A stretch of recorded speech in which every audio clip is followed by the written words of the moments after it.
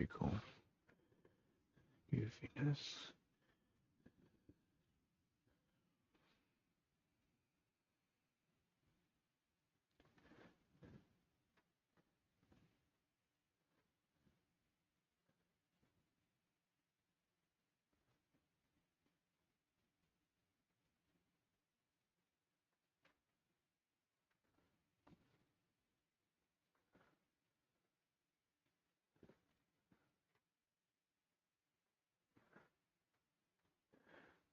Yeah, good evening, everyone. I think it's a good evening. Why am I not getting the right thing?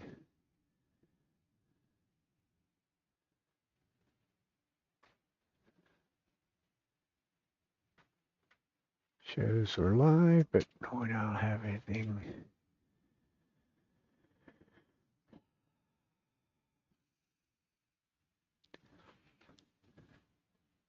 Bear with me one short second.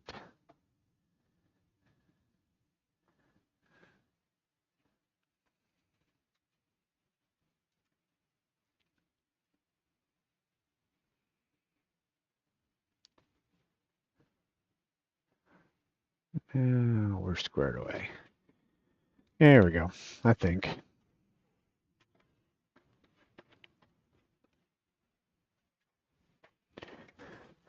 We're going to work on some bowls.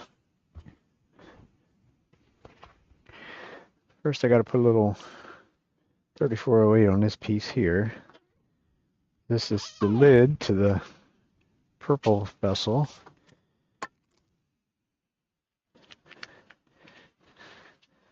My critic said it should be black, just plain black and not black and purple. So I made a black one. I may actually do a lantern before I get to the bowls too, because I got some red grain filler that I would like to try. And first off, we'll just put a little bit of the old trusty 3408 on here, and then this will be ready to go. You can see it's been dyed black.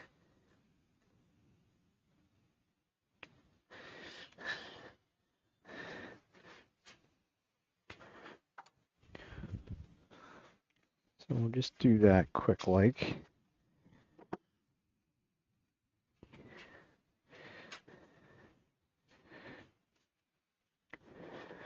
Give it a chance to soak in.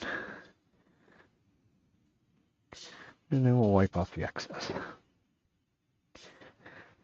As well as we're going to pull a little bit of the dye back off because it'll reactivate the dye.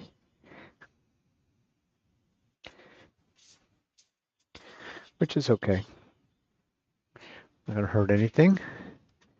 Just want to make sure I get everything, all the excess wiped off so I don't have extra work. We'll hit it with a little activator.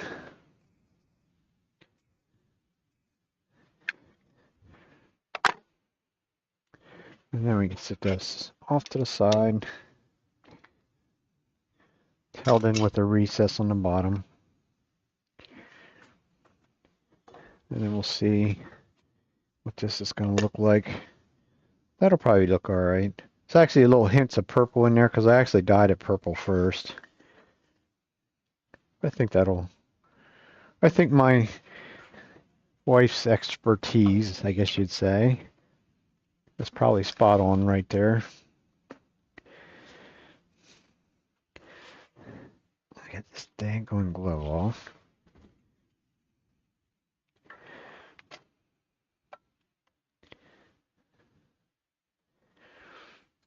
Just thinking whether I have to change. No, I don't think I do, because I think that's the one for them. Question is, will it grip that tenant? Because I know I don't normally. I know I wasn't. Yeah, it worked. I wasn't using the shark jaws when I did these. That looks like that'll work. These don't take very long to do, so I think that's what we'll do. We'll do one of them real quick and turn it black so that by the end of stream we can maybe do a little bit of the red grain filling on it. So it runs true enough. It's actually not even totally round yet, but I have to do the recess for the little light. The only question is, I go over here. I have two different ones. One of which is it's on for 6 hours and turns off for 18 hours.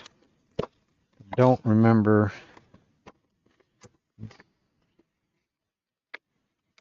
This is a bad thing. I don't really remember which one was which. And of course, they're all made in China, so I'm thinking that's the ones there. They're all white anyhow. Wait a minute. One of them was a yellow light and one of them was a white light. That will be the determining factor. That's the yellow, so I do have the right one, I think.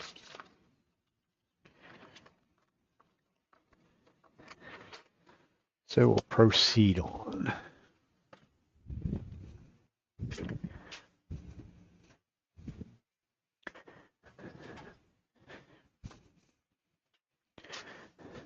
So I've already drilled a hole.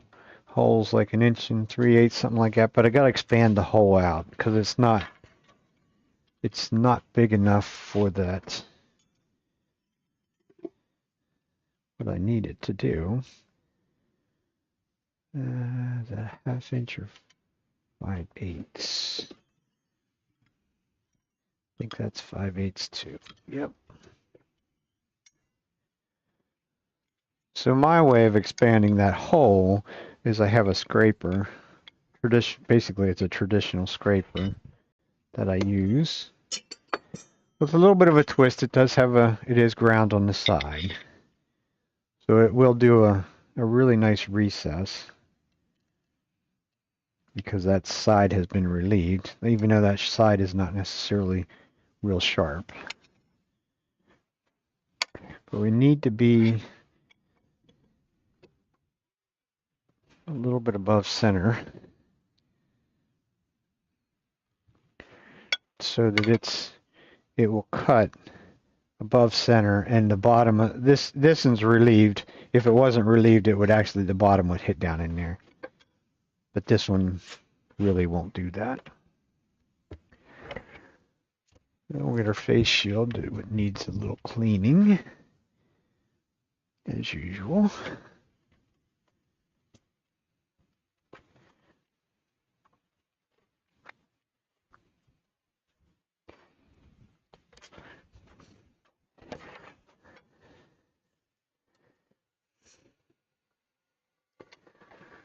So we'll bring our speed up. We'll just go in here and we'll sort of go center to the outside first and try and get it to where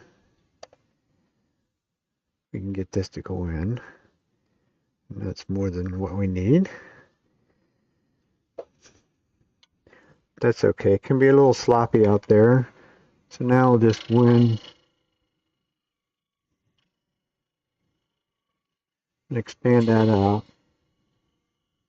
Now I'll basically go pretty much like straight in.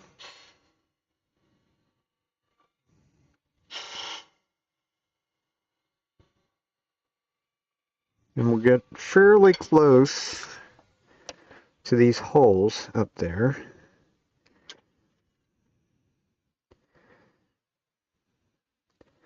See, the thing of it is, these little candle lights are actually tapered a little bit.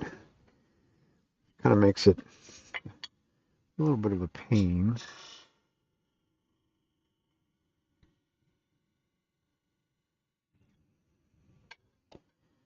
Like I say, if this fits a little, we're not going for a snug fit. You do need it to go a shade bit higher. These things have little nubs on the bottom of them, and I don't want them to stick out the bottom. So just a tiny bit higher.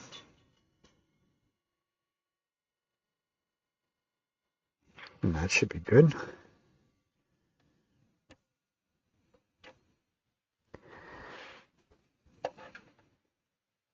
It's been a while since I've done these. Just gotta remember the process of what we're doing. So from there, we need to probably switch back to a different tool, which we do. This is a 1/2" tool. I could just put that in a longer handle.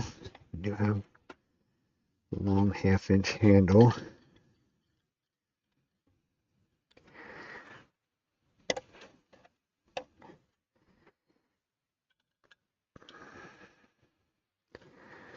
This is basically would be a hollowing tool, small hollowing tool. It has a curved hook on the end.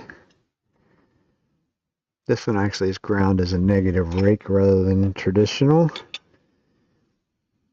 So this one wants to cut more. Looks like we're close enough to being on center. What I'm going to do, I'm going to reach in here.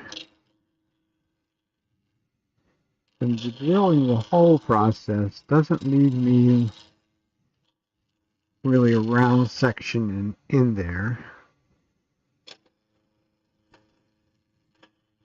So I found they look a little better, a little neater. If I go in there and just make that round. And you're seeing pretty much what I'm seeing. Almost, yeah, sort of yellowish. Not quite there yet. Can take just a little bit more off. I have one that goes to show the hole wasn't exactly where they needed to be, but once they're done, you don't know the difference. I'll just go back into the center point. Take a little bit up that way. A little bit up this way.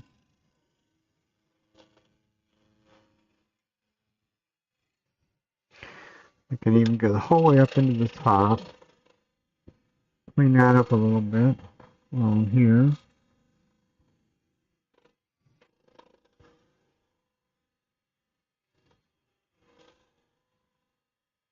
Once again, certainly not a necessity to go up into the top part.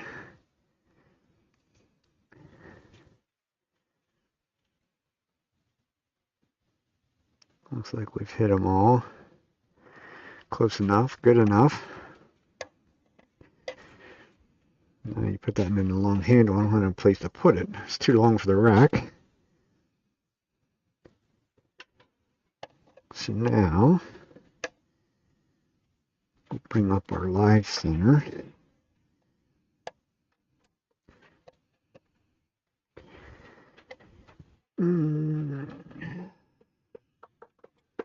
We'll need a cone, which is what that will do for us.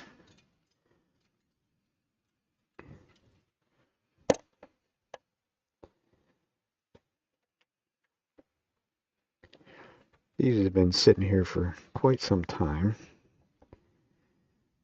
Just now getting around to getting back to them. I only have 2 of them ready, but we do have some craft shows coming up here in the next couple weeks, so it'd be a good idea to have 1 or 2 of these ready.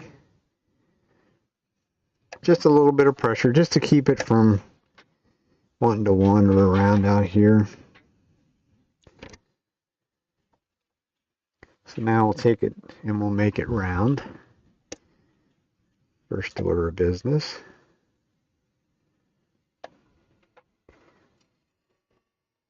I use my spindle roughing gouge for that. Just a little sort of quicker and easier.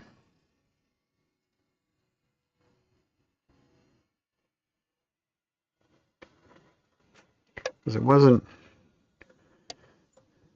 a whole lot to actually do to make it round. Feels like we've gotten all the flats off, so that's good enough. Now we'll put some beads in there, which is what I was doing with the other ones. Tool rest needs to go down a bit. Beading cutters like to cut right on center. This is the 1/4 inch one.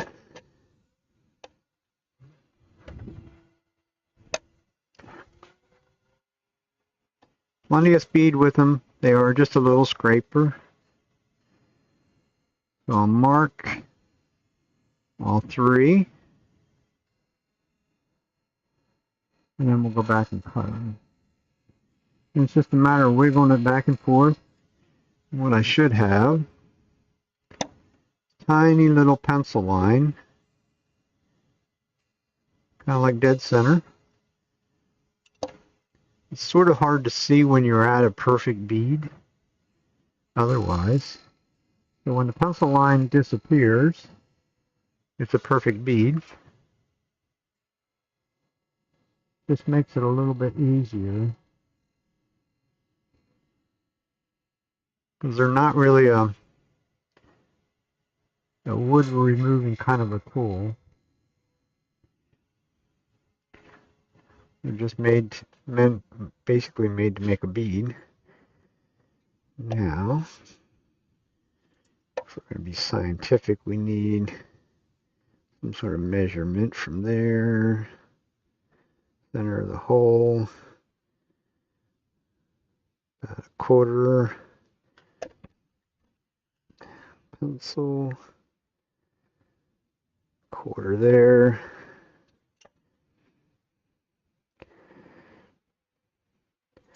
That pencil line halfway around. You can see we're not good at doing a pencil line. Also want to be out here on the end of the tool rest if I can. That way it's pointing upward.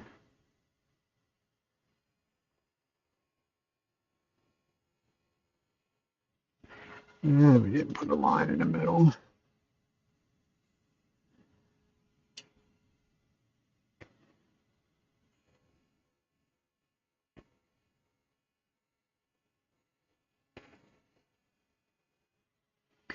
There we go. It's our beads.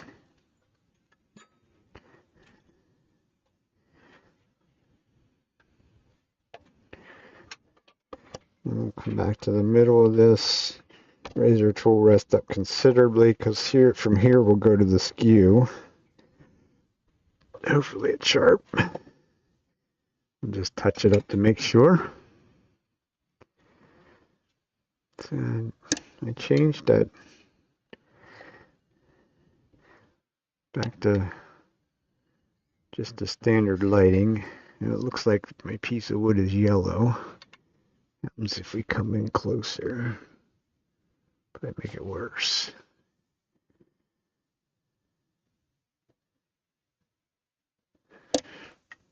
Given that they're really a yellow cast. I think what I need to do is go in on the actual camera itself rather than the settings in OBS to do that.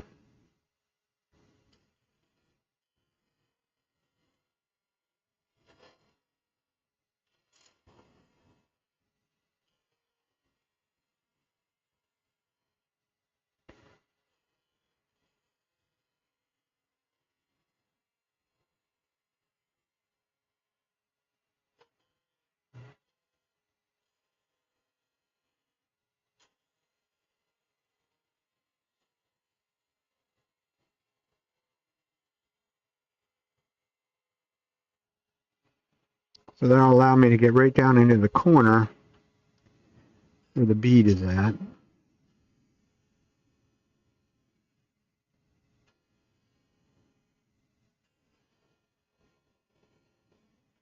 And we'll cut very, very cleanly.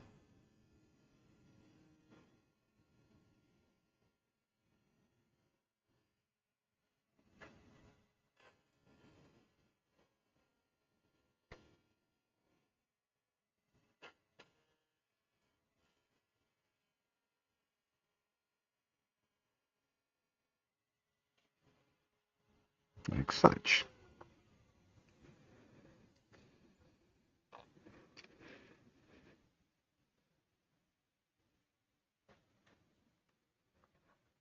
And it works.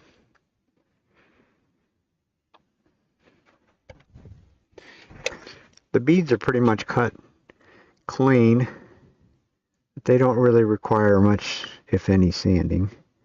The only thing it does require a little bit of sanding is on the inside of that, which I think will... Trying to remember what I was doing with them, and I think I sanded them right then and right here and now.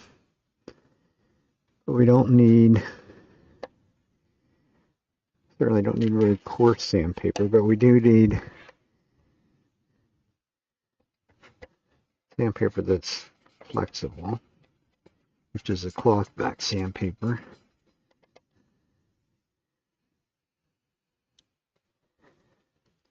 Trick is to get it to go through two different holes.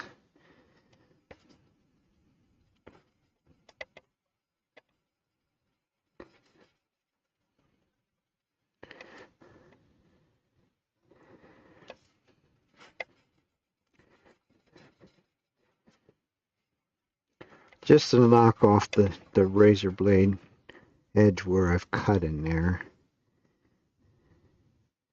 You know, you really shouldn't have a need to stick your fingers in there, but always little kids that's going to stick their fingers in things, or big kids, for that matter. So, missed one little cut that I needed to make. This needs to have a chamfer right there.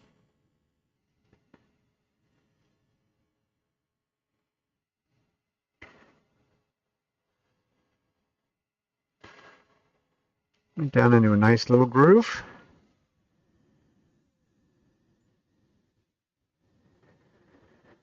And I don't think... See, this is taxing my memory here today. I don't really need to sand at this point, because I should be able to sand everything at one time. If my memory serves me right. We did sand inside, so that's really all we needed on the inside of it.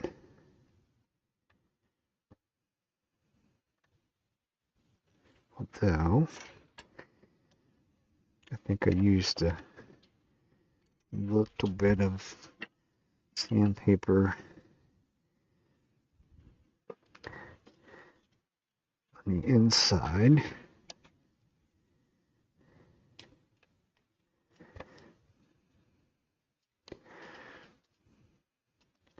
Kind of just because there's some fuzzies.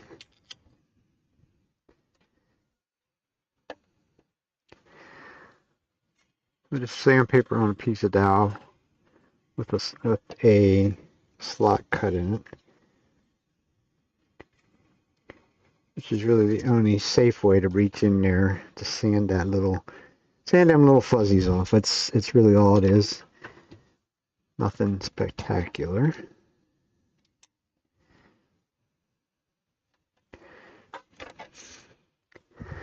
So, is this the right one? This isn't the right one.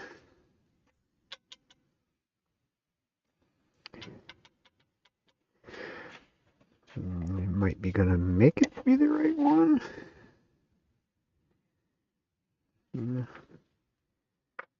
Like I say, it's been a while since I made these, and I thought I had one that was already made for that, but obviously I'm confused. But nonetheless, probably use this for something else. Just a little jam block. I'm just going to make it the right size to fit that.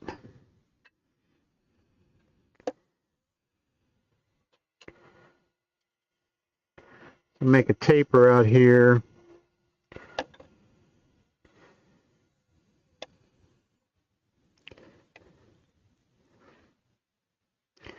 Not even close. So we'll square it back up.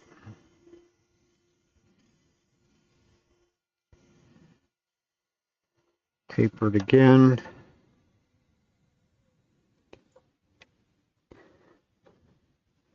Man. It's definitely not the one I used. Wouldn't be that far off.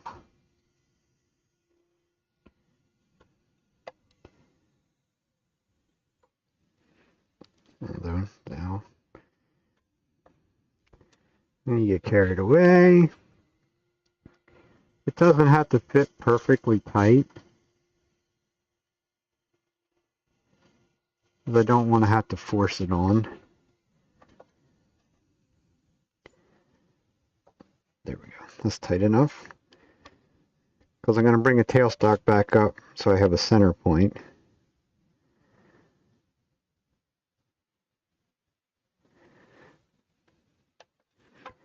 So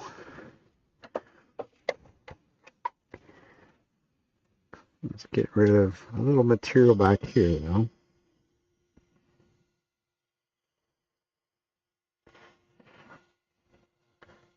It's going to hold it down to there, so we can go down to there.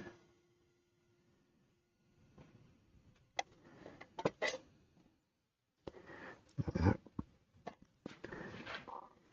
will give me the access I need. Now we need a point.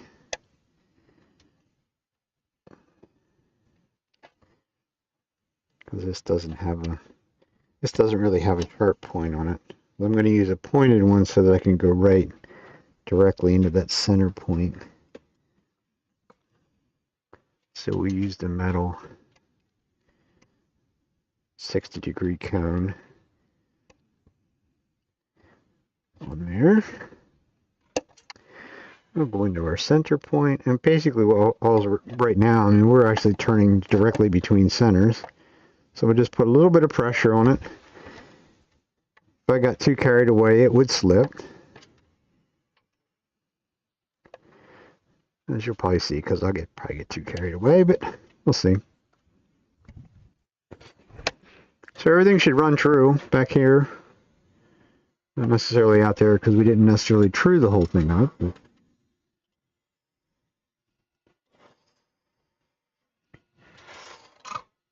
Don't get carried away. Not a lot of drive. I got to keep the cuts light.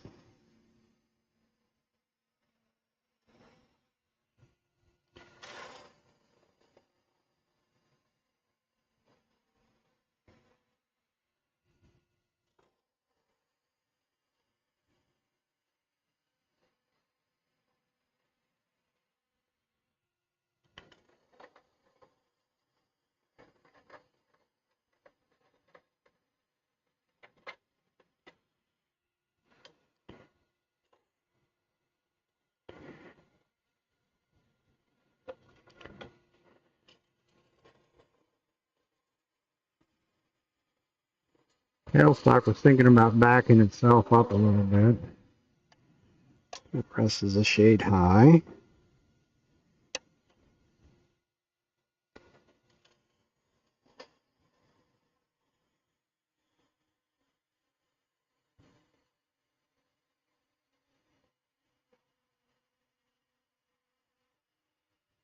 Something like this is actually really good practice for making a bit of a long sweeping cove.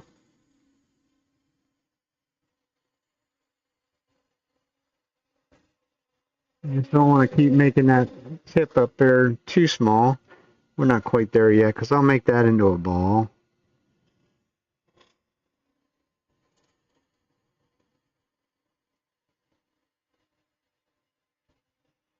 Right about there is where we're going to stop at that. And get our shape the way we want it.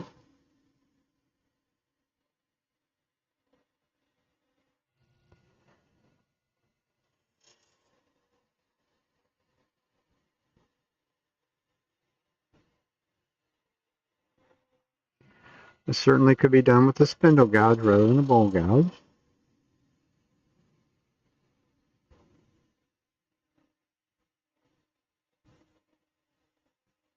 I just kind of like my bowl gouge a little bit better than this spindle gouge in some ways. But a lot of this kind of stuff, because you can see I still got the same curve that I was looking for, but it also allowed me to take a bigger cut.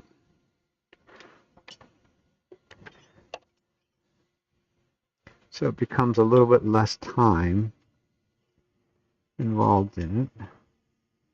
Now we will switch to our spindle gouge because bowl gouge won't get into tight places like I need to right here.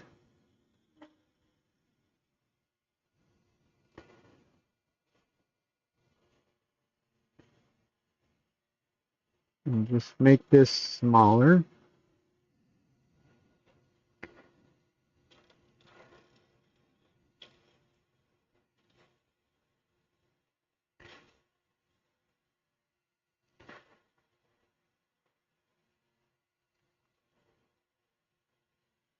And that right up into there.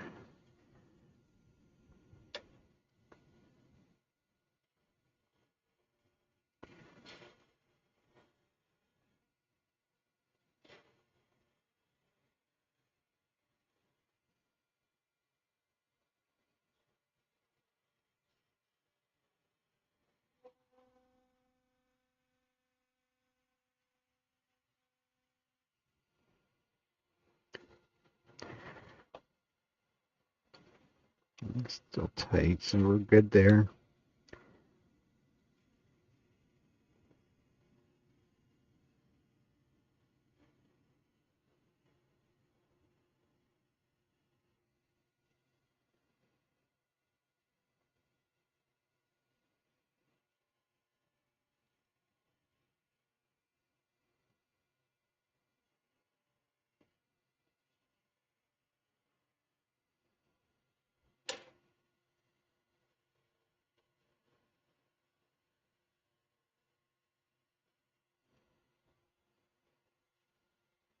And that's pretty much our shape that we want, I think. So now we'll give it a sand and then we'll turn it black so that it dries while we do other things.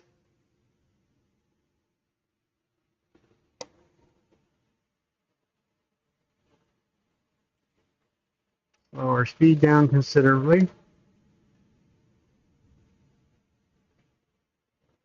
We use the cut edge up against the inside of that, or the edge of those beads.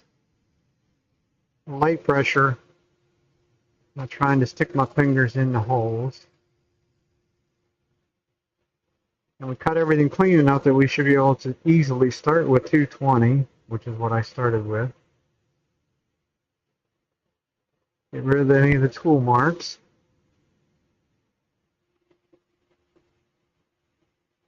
Make our bead a little, get rid of any of the little places that are not quite necessarily the right shape.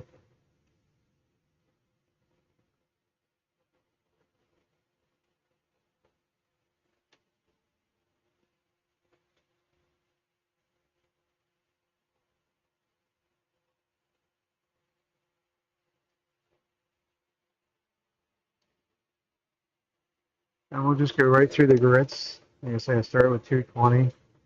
Go right straight through to 800.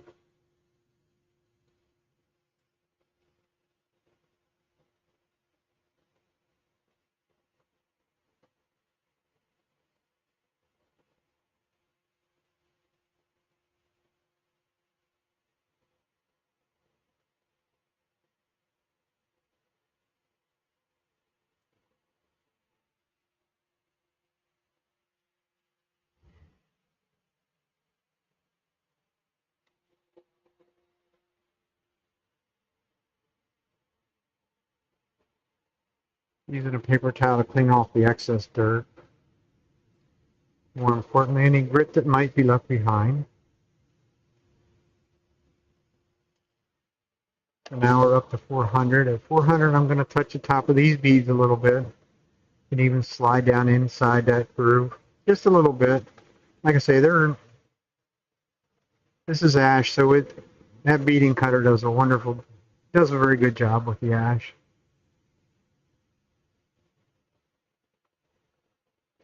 Anything you don't do a good job on is something that's really can be soft and prone to tearing out.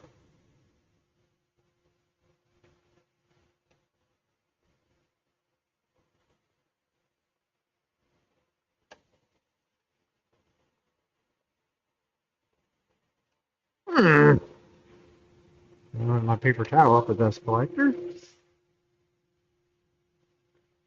So we're at 400. I'll break that corner of the roof. And then we'll proceed on.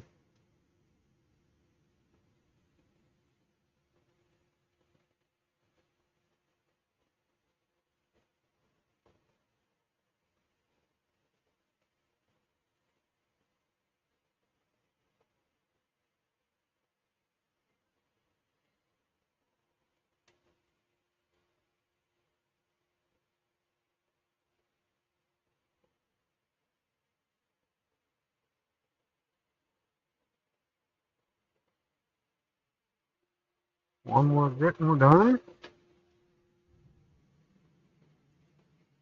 Try another paper towel.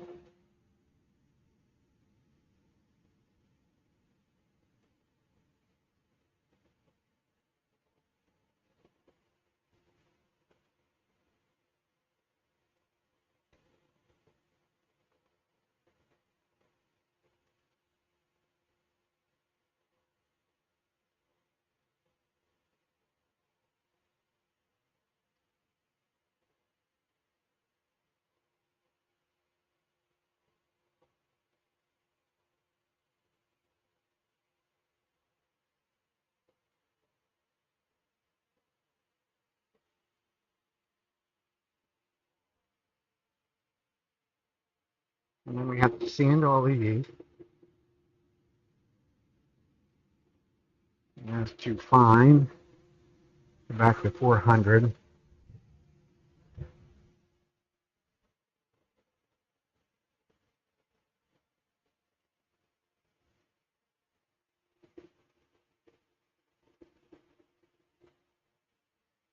Just to knock off the razor blade sharp edges there.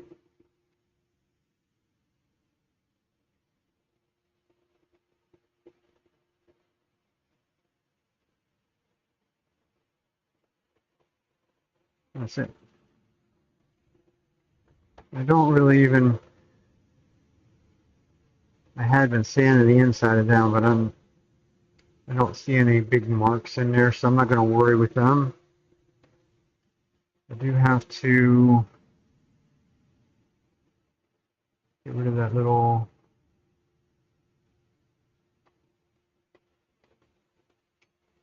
nub. How they can just as easily do that by hand. I had been putting a piece of tape on there, but the tape has a tendency to pull some little bits of grain out, so I don't need to do that. I'm not going to with this one.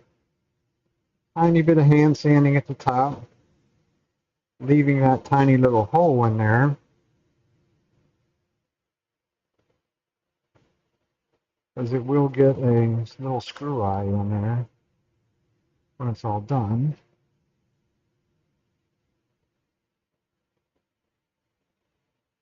This looks good.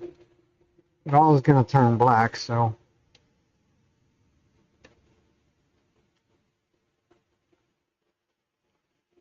we're done with that one.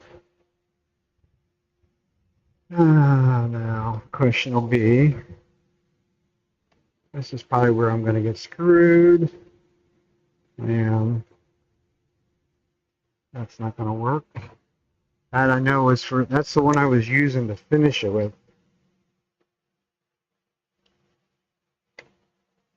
Gosh, that's not worse. That means I have to change jaws because this, what this does is slides up in there. And it's too small for them jaws all the, well, maybe I'm lying. Maybe it will work. Just grip it on the outside. It barely, I don't need much of a grip, so that will work.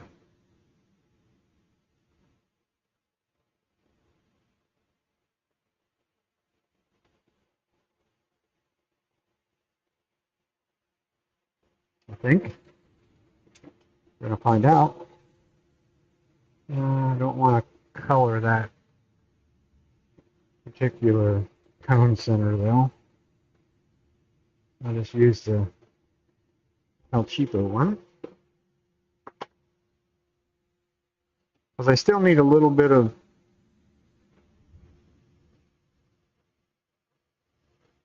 something. Or do I?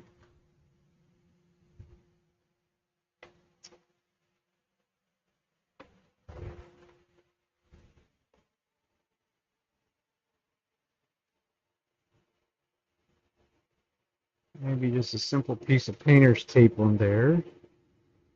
It's either going to be too much or not enough. Not enough.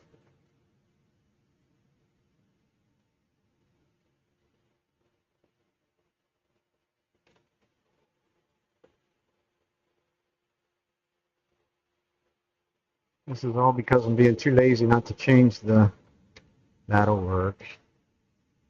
That's tight enough. It won't go flopping around on me, so that it will work.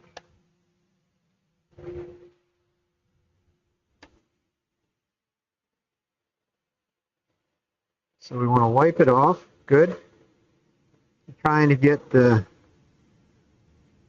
dust out of the grain is what I'm doing. This is going to be a grain filling kind of project. I screw around long enough with it, what'll happen is that dust collector right there has enough, more than enough horsepower to actually suck this whole piece right up in there. Which you don't want to do. It doesn't need to spin even remotely true, which it doesn't.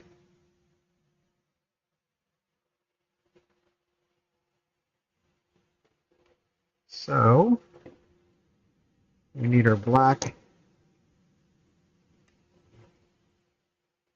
shellac.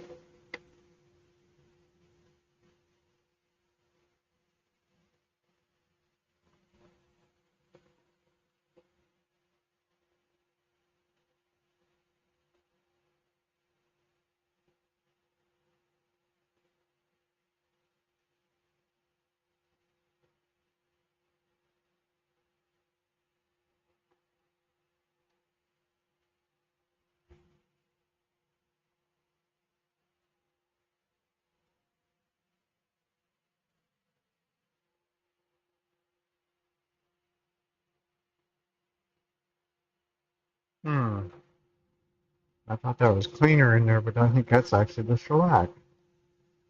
That's not good.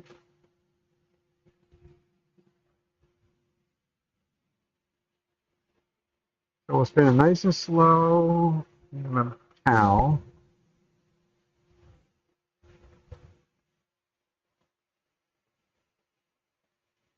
Using my dust collector as as the evacuation of the fumes.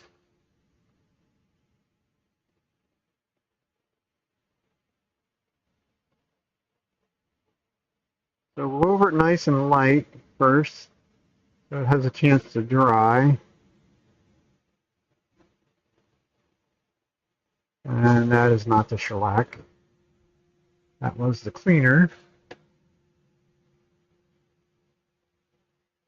which is just denatured alcohol. As you can see, it's just basically it's drying off very quickly. So we'll go to the shellac.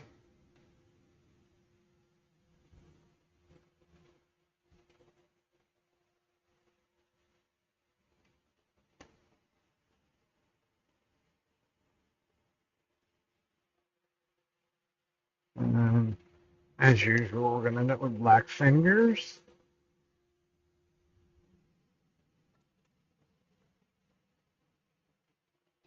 Someday maybe I'll learn and get smart enough not to mess with any of the colors without using gloves. Someday maybe. Yeah.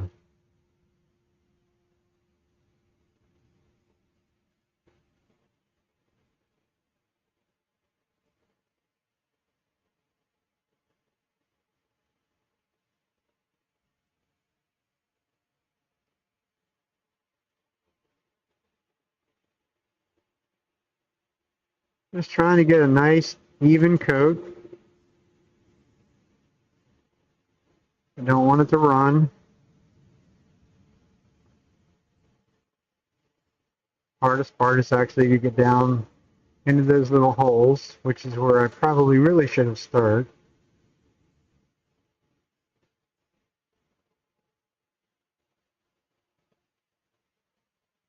And that looks like that's sufficient. I'll just let that spin for a second or two while I clean the brush, hairbrush.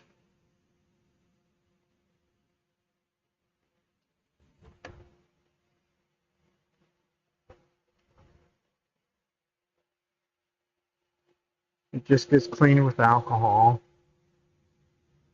And I just spray it into my every little bottle that I spray it into.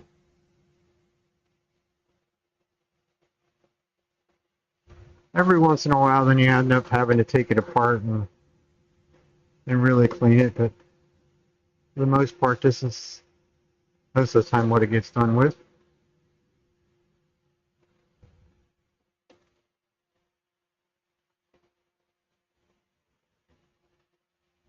I'm done with the noise collection.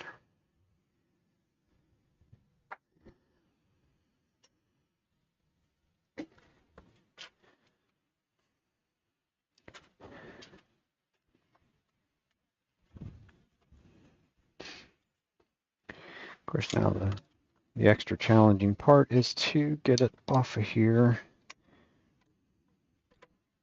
So I just take chuck and all. We'll use the bigger chucks for the bowls anyhow. Should be sealed good enough, I hope. It's kind of a cheater's way. I could have turned it black, dyed it black first. But I've been playing around. Just go straight to the black shellac. It's actually saves a step.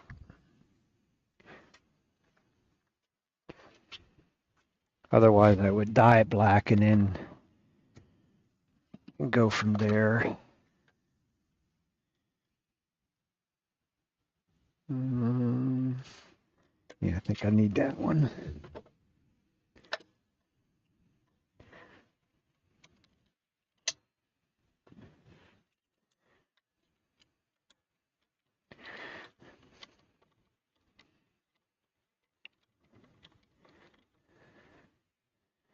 Should be hold on. Do the bigger one of the two. Is that gonna work? Or take face shield off because I know I stick that right in front of your face. Or will that one work better? That one work better. Bigger is better. Bigger surface area. It would this and yeah. The rubber chucky one would work just fine in there too, but I'm partial to the bigger one. So we still have a point from where we turned it originally. This one is about 6:15 is when it was turned of 23, so it's only about 8 months old. Something like that, but it seems like it's very dry, or dry enough. So that's the plan, that's where we're going to go with it. And we'll back out just a little bit on that side. The other side looks good. A little bit bigger tool rest.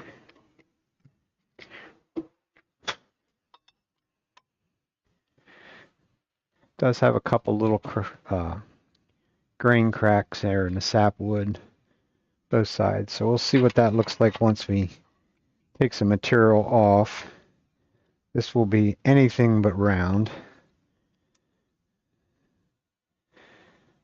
because we'll end up taking probably 1/4 of an inch or so off out in that area.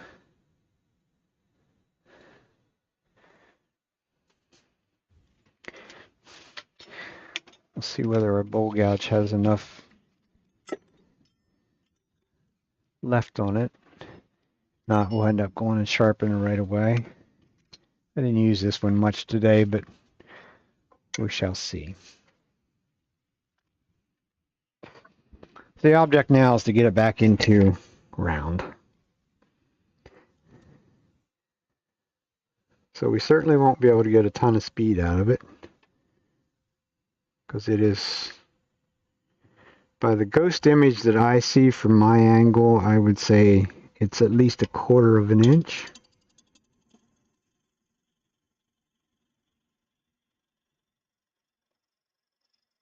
Out around.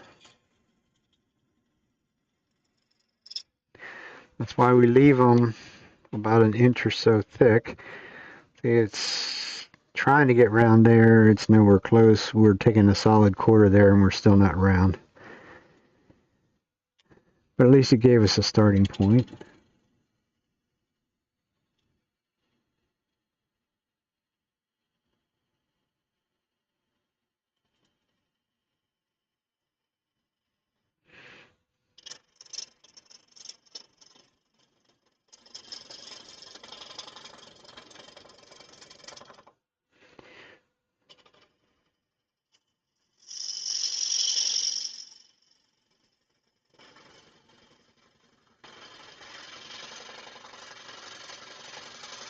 I'll sort of work it up in a little bit of stages.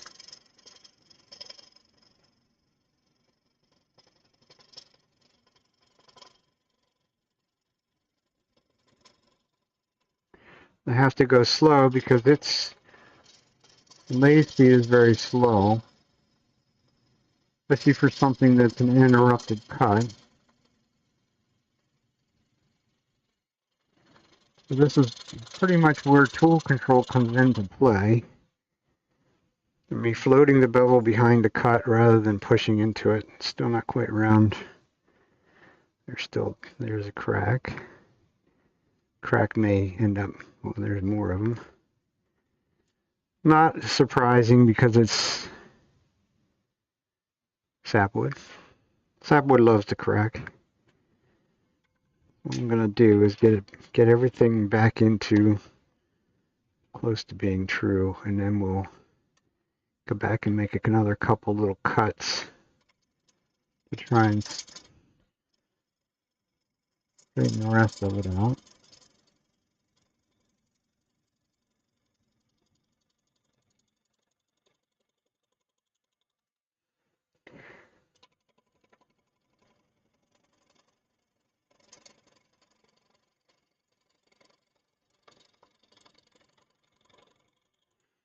Because we know we didn't take enough off there, I'm sure. We didn't go the whole way to the end. Need to go right out off the end of the bark. There's a spot that didn't touch yet. And there. Other than that, it's actually back into the true form. We could leave. What do we want to do with the foot? Need to true up the 10 and true up this. I'm just looking at, I'm trying to look at my curve, where my curve is going to. I think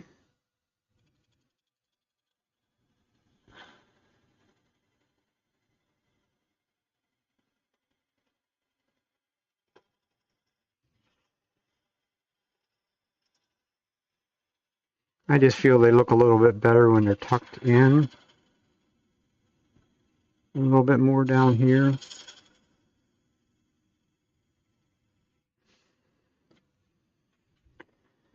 And I can just make that into just a little small bead. something along those lines.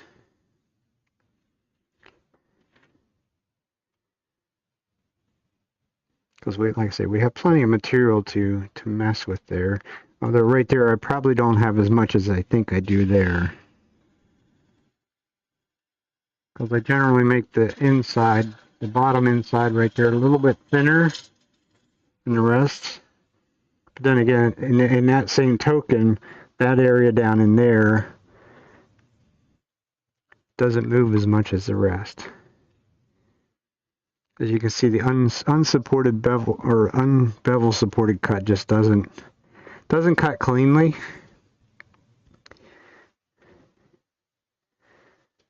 So we have to do something a little different there.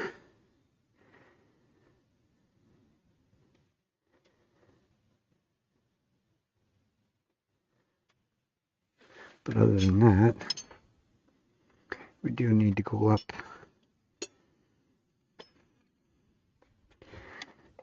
across, because we needed to remove a little bit more material.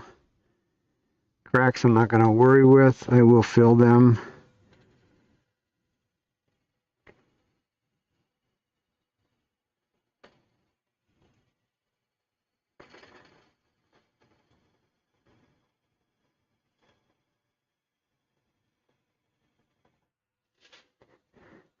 This is a sort of a clean cut tool is what Trent Bosch would call it.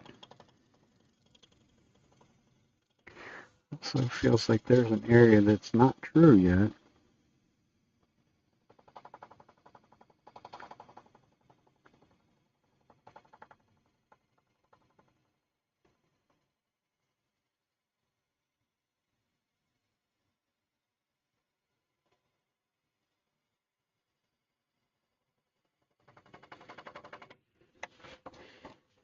But it should have made a really nice clean cut, except right down in there against where I can't get to.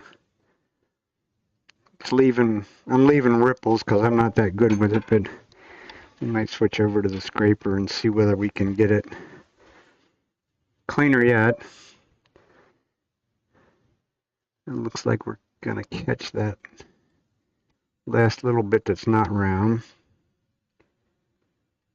It's still not gonna let me get the desired RPMs out of it, but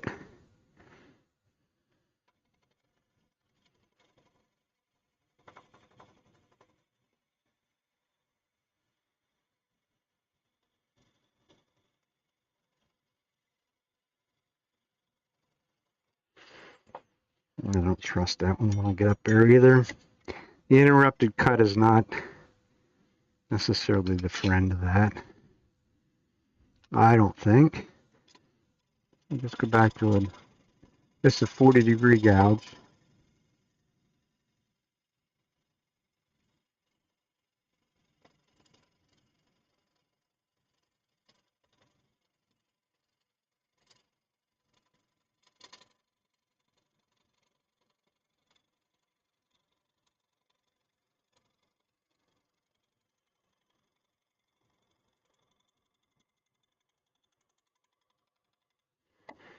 Make sure I get the whole way off the end.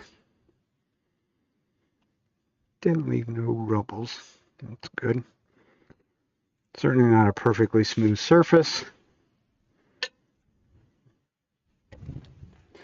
It is cut cleanly though. That's the important part. The little ridges and things that I got in there from not being as smooth as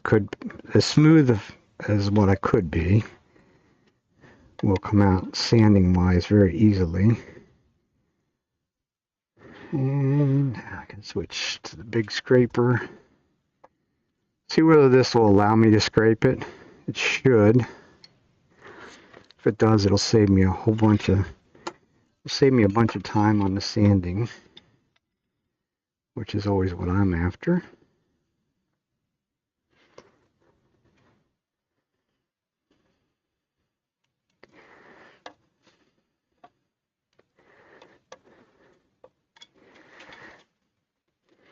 My homemade scraper, of course. I'm kind of having a little bit of a fascination with with making some of these. Just a piece of high-speed steel you buy at Amazon. It's very inexpensive. Takes a fair amount of grinding, but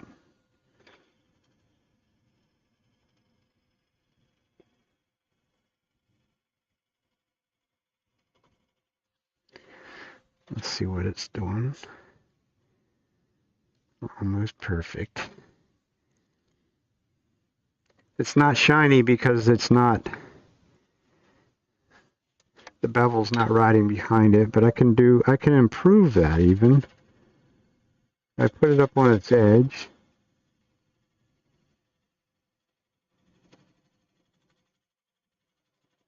And it sort of becomes a shear cutting tool.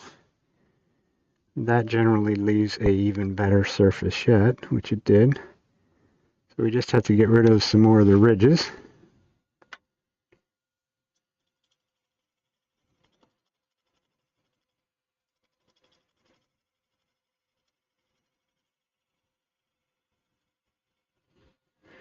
You just have to be a little bit cautious with it because it is a traditional scraper. It can catch, and it is very violent when it does catch. So that looks good.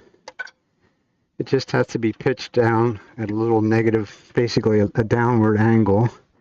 Not a big downward angle, just a little bit, just so that the cutting edge is not less than 90 degrees.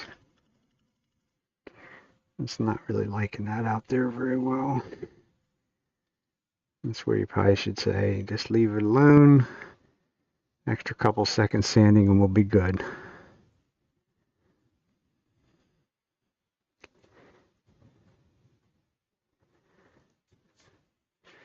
Little cracks are there, but just gonna have to live with them. So we'll get our spindle gouge back out. I use my 1/2 inch one.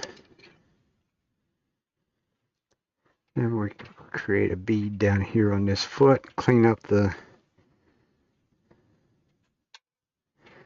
existing tenon so that it's true to the axis as to what we have right now.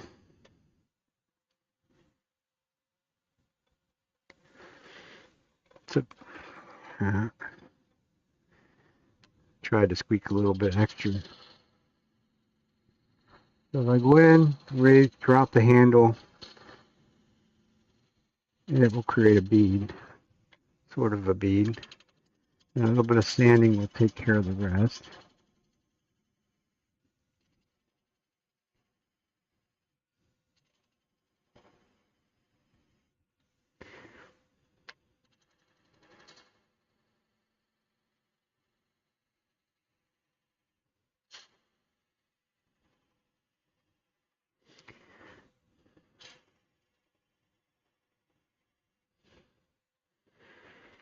And then we need to clean up this area.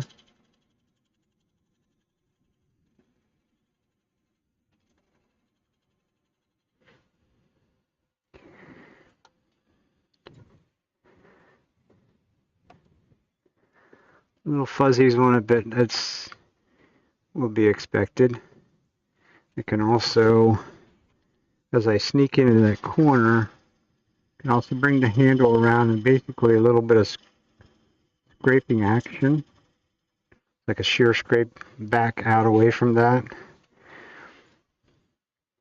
And it should have left me a nice, cleanly cut surface in there, which it did.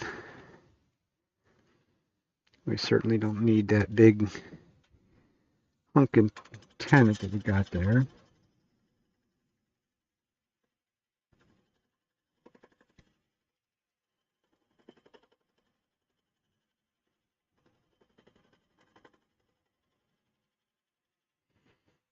Because I'm pretty sure that was done with the big jaws, the bigger jaws. Question is, how much bigger? Yeah. So we'll go down to the actually the same size jaws that's on the chuck that I have right now. Get this handle out of my road so I can mark it.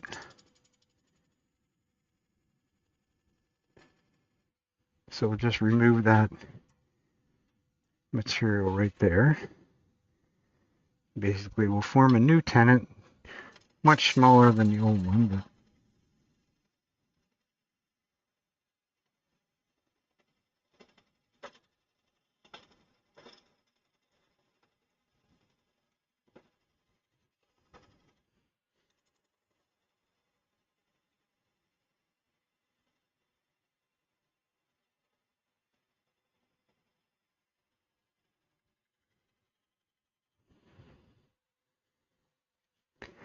we're going to call that close enough. If it's not a perfect circle, I'm not totally worried about it. I am going to make a clean cut back in towards the tenant. Make sure everything is clean into that corner, which it is. And that will work.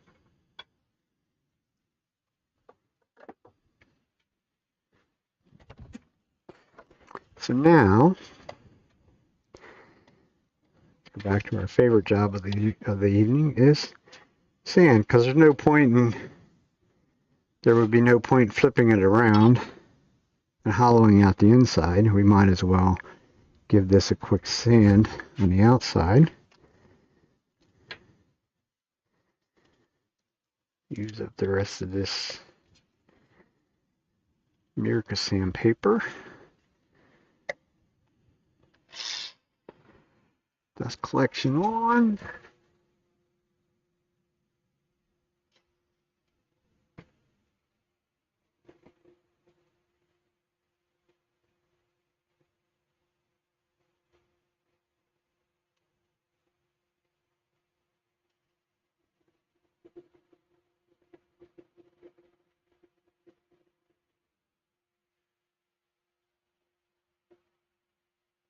Kind of blocks out the one view a little bit, but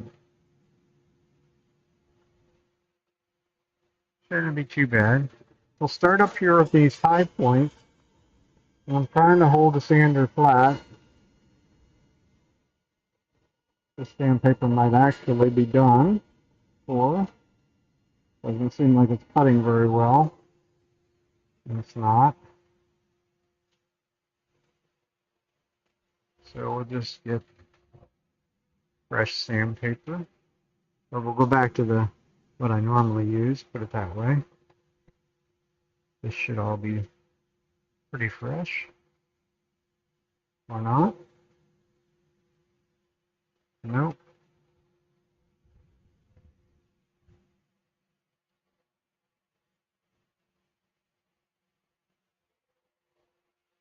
So we'll get all new.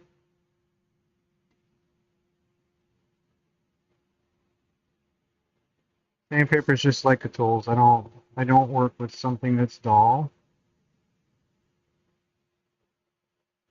Just not worthy of the time.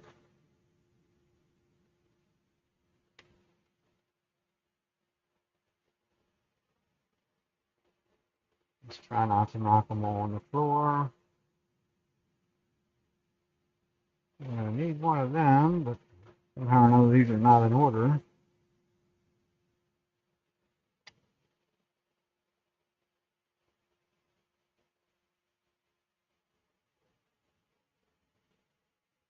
There we go. I think we got them all right.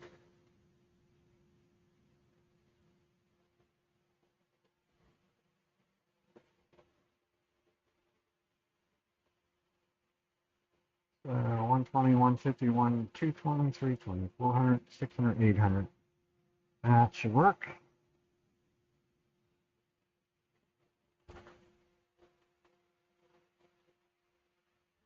So, I like it.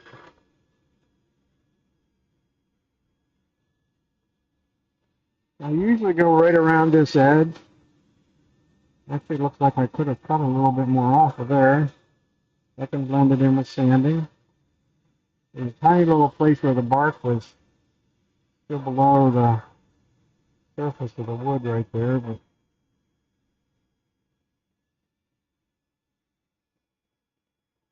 all good.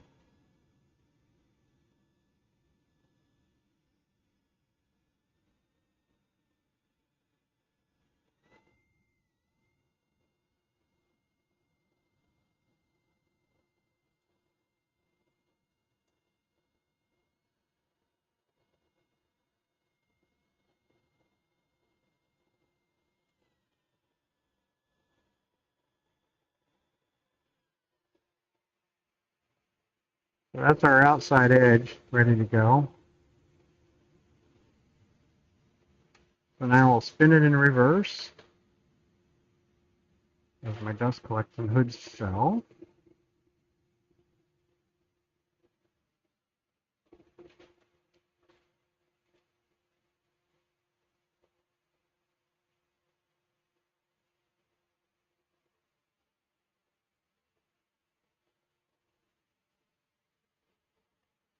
The reason I spin it in reverse is you'll see that all the dust goes in the right direction.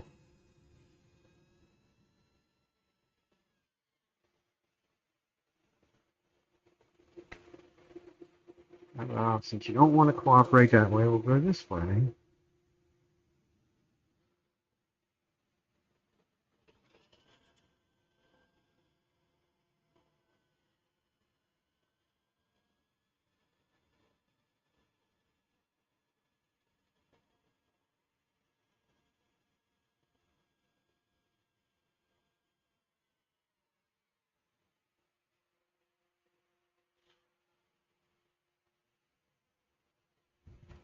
So we started out at 120. We should sand our bead and all this down here right along with everything else.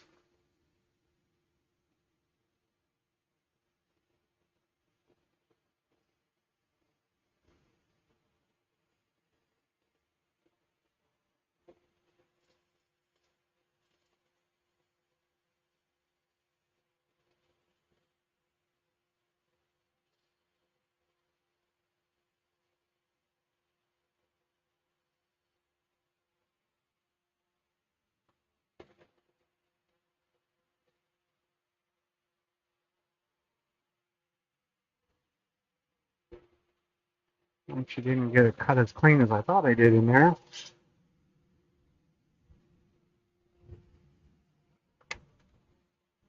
I'm going to spin it the other direction, spin it back forward. I also went back a grit, back to 120 grit paper to get into that little area, tiny little bit in there that just didn't cut cleanly, or as clean as I would want it, put it that way.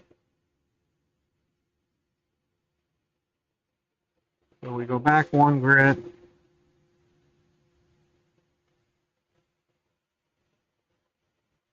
And I got rid of most of it. A little bit on the bead yet.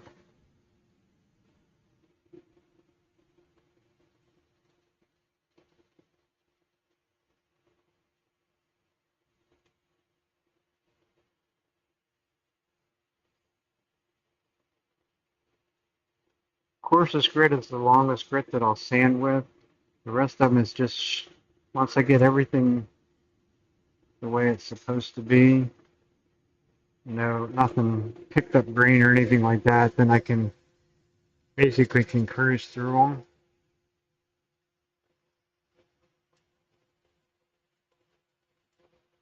All I'm doing from there is refining the scratches, making them smaller, so they're just invisible.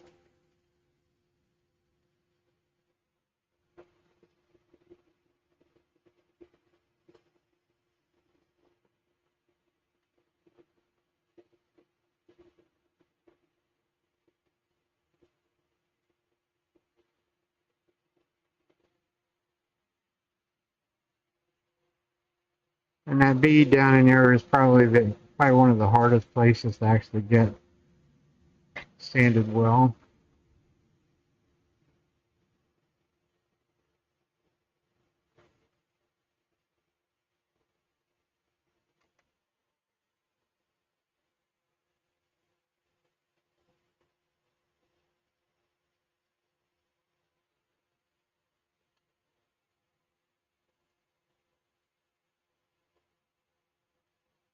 And we can easily, when it comes to that area in there, there's actually can sand in both directions. Some woods like this, walnut, has a tendency to be kind of like walnut's kind of stringy. So in other words, it likes to pick up the grain in certain places, more so than other things.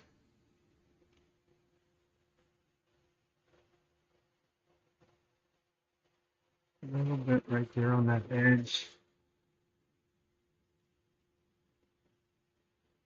A little bit on that edge looked like it could have been even some 120 grit scratches.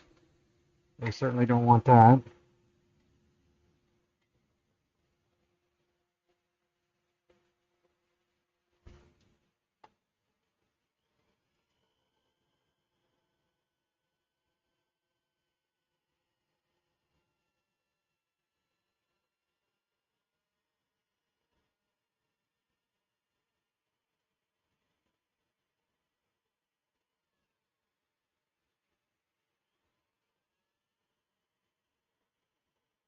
Pick the speed up a little bit to get out here on these wings. You can see the sanders, it still bounces a little bit. Nothing compared to what it was. I slowed it way down just to be able to do the hand sanding part.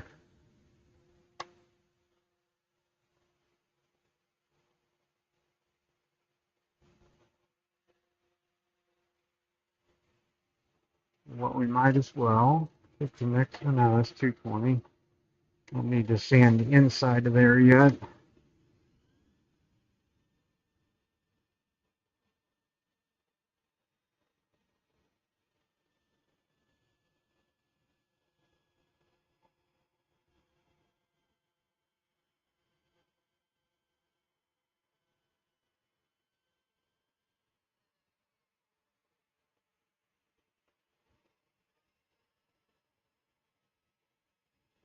Always a good idea to go back, keep going back after these two high points. These low points generally don't cause me any trouble, but it will be these higher points. And even though I'm sanding with basically a sander that's spinning in circles, it really doesn't seem to hurt up in there. That was 220.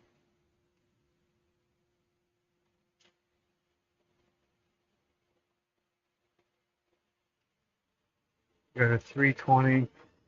I'll stop. Might as well hit them again.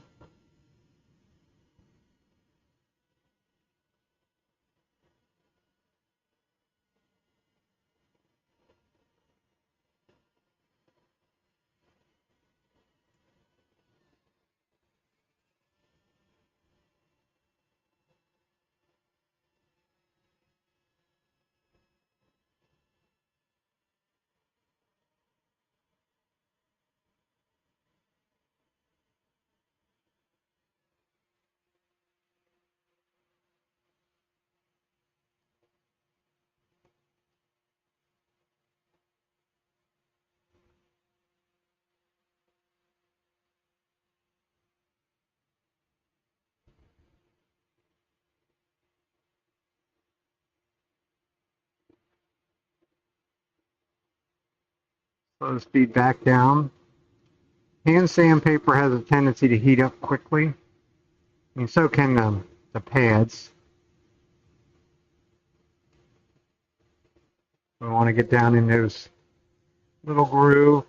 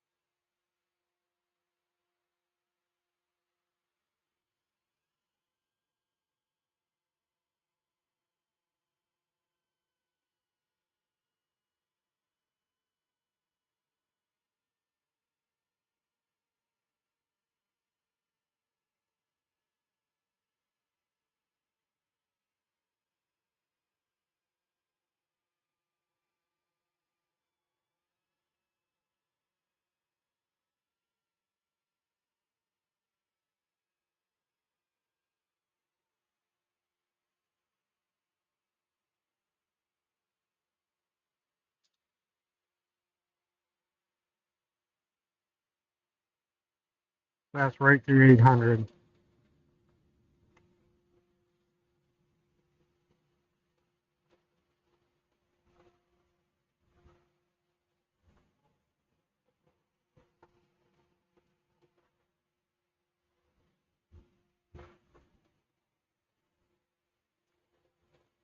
So we can get in this little groove just by hand a little bit. Probably not worth even doing that. I really don't see any scratches in it. We do still have our cracks up here though. I'm not really too concerned about them either.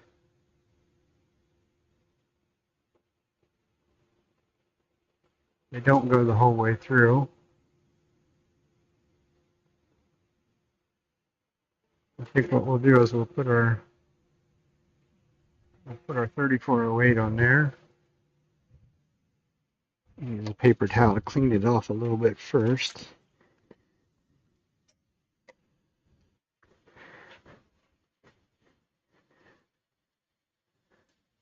It is walnut. I could actually put some boiled linseed oil on there too. It'll make it darker, quicker. But mainly right now I'm going to get rid of some dirt. Might put a quick coat of linseed oil on it too. And then just follow up with the 3408. It does help it with it being walnut. It'll help it darken up quicker over time. Certainly plenty of little cracks in there. Almost makes me wonder, did I just waste my time, or should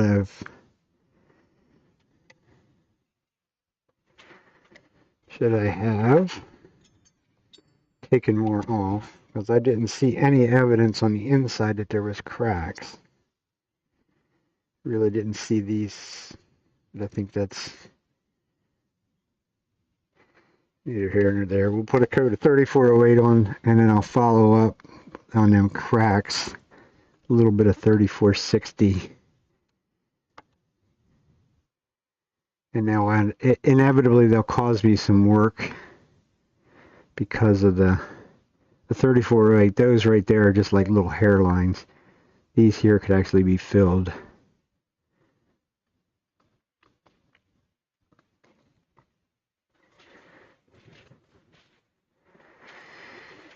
Wonders of working with wood. Especially the sapwood. The white sapwood in almost any of these woods has a tendency to do some things that are, I could get you a piece or two over in the other room that's what you call a science project. They're cherry, and cherry inevitably loves to crack in the sapwood. And these put new meaning to the word crack. They went the whole way through and are probably 1/8 of an inch crack. So they will have to get filled with something, epoxy or something or other, before even try and return them. Also why they're still over there where they're at, because they'll be a lot of work. Light coat of boiled linseed oil.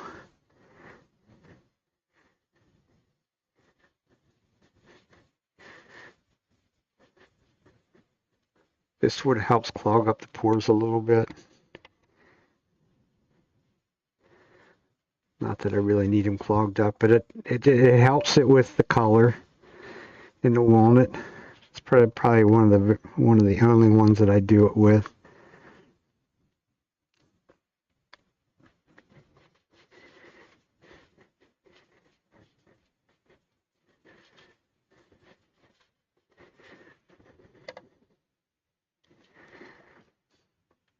And like I say, a very light, kind of a light coat, and I will actually go back and wipe off as much as I possibly can.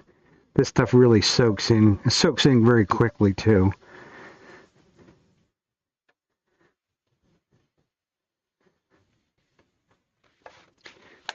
So that'll give us our darker color.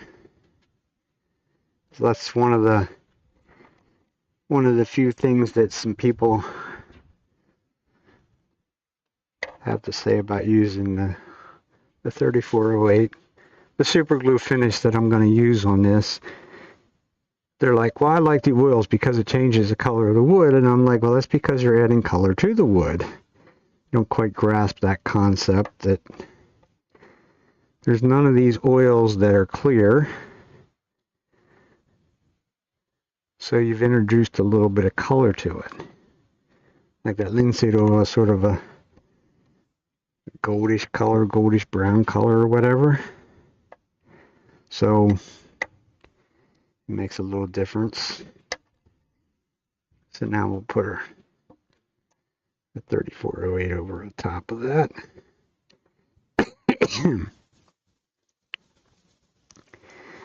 Little piece of polyester felt in there.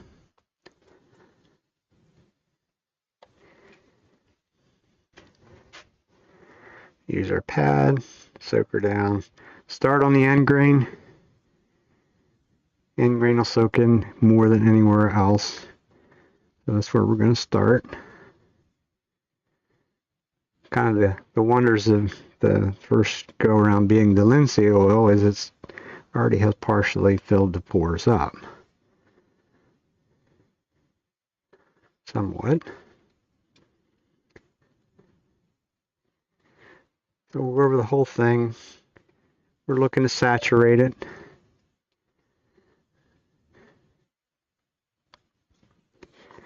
Keep rubbing it in, putting more on. We have 40 seconds to get this done.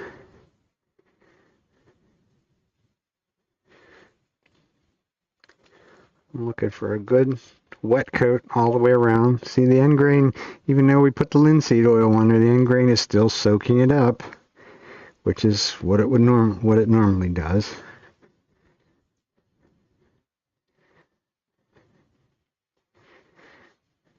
A very simple, effective finish to use as far as I'm concerned. Pretty much all I use when it comes to natural finish. It looks like it's pretty much saturated.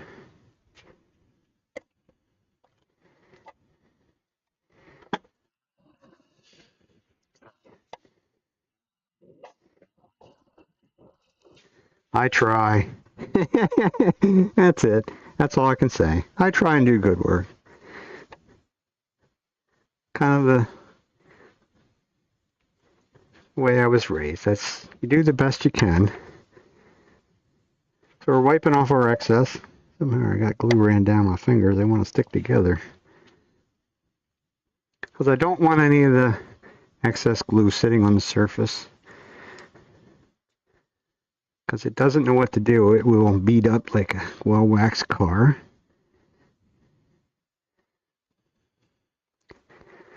I can get this bead down in that crack as best as I can. Looking for a sort of a dull appearance on the surface, which means that I've gotten the excess off. Because I only want what's soaked down into the surface.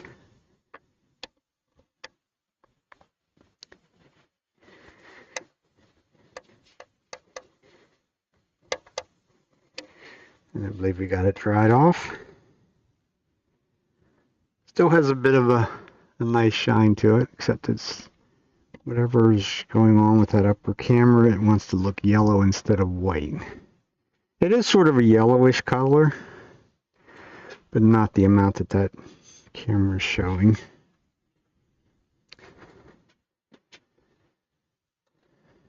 I'll spin it nice and slow. I am going to activate it because we're gonna go hollow out the inside. I'll hit it twice. That's really all we need. Let it spin a little bit. I'm gonna grab. I got only a little bit of 3460 left in that bottle. So what I'm gonna do is I'm gonna go back after these cracks.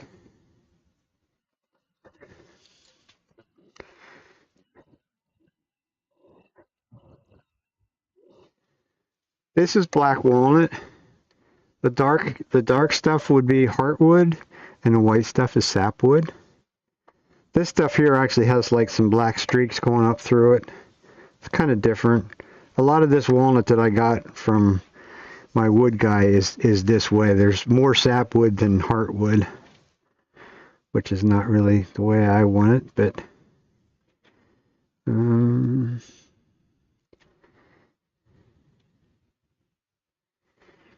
think I'm going to take it out. This might screw up what you get to see. Maybe not. If I do it like that. Bring that back up. No, don't do that. Just put a big scratch in there if I do that. Can you cooperate? Sit there? Of course not.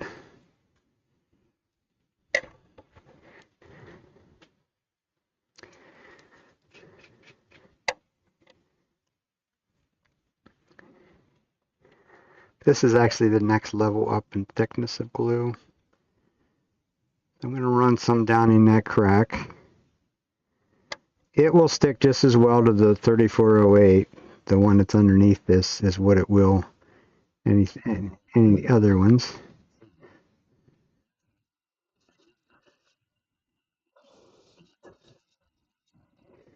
Oh, you're across the pond now. You don't.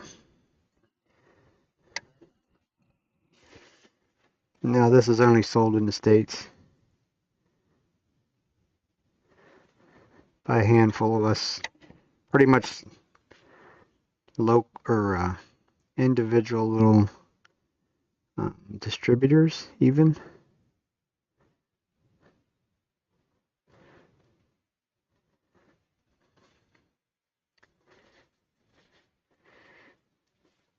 That's going to cause me definitely is going to cause me a little bit of work once everything cures and sets up right there. So I'm going to move this bottle out of the road. Best way to fill these cracks is to actually activate it first down in there, so that when it hits in the crack, it will set up very quickly.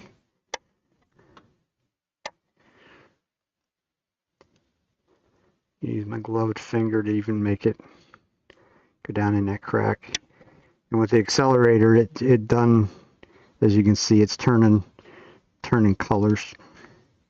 So it's done that. That, like I say, that's going to cause me some work right there, because everything else has already been finished. But all I'll have to do with that, once everything is cured, and it won't be today, it takes 24 hours to cure, but then I'll be able to just go back and re-sand this little area by hand and sand off that high point, and then we'll give it a buff, and you'll never know that I did what I just did. So I think that's got it filled full enough. If not, when I sand it back, I can always put more. I can always put a little bit more in later. I was more sort of concerned on those that they're probably going to show up on the inside as well. It won't surprise me if they do, put it that way.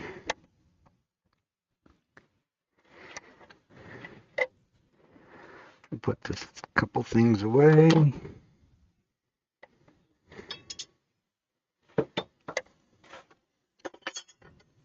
Because now we'll flip it around and hollow the inside of it out.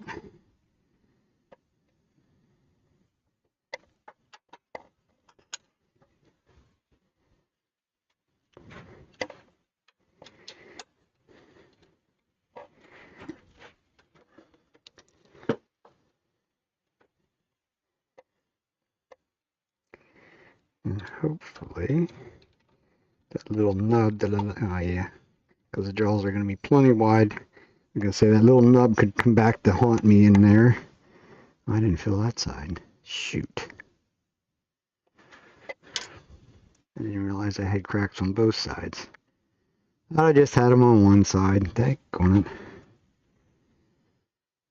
There's our paper towel.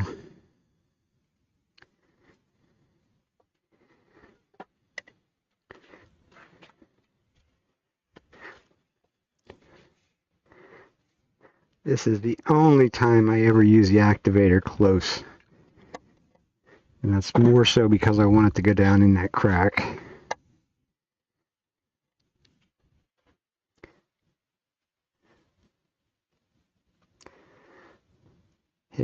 high point. It's running down in there, and I'm going to stick the paper towel fast, quickly.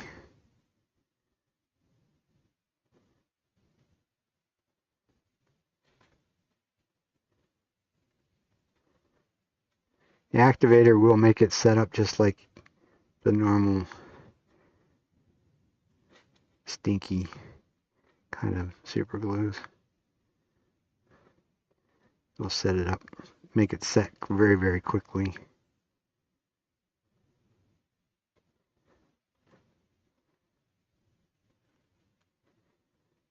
I think I got it.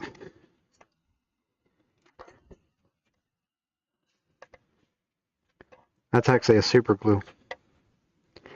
Not available on your side of the pond. This one here is the Parfix 3460. The first one I used was a 3408, which is these both can be used as a finishing super glue. They both have a slow, they're both slow setting, no odor, slow setting.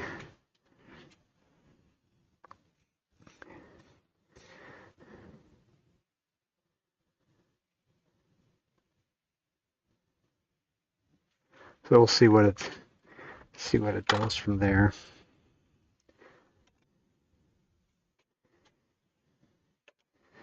Tighten this up right. Yep. So I probably will need my dust collection because this, like I say, this is walnut, so it's not conducive to me. Get some things moved around here, and I'll see if I can.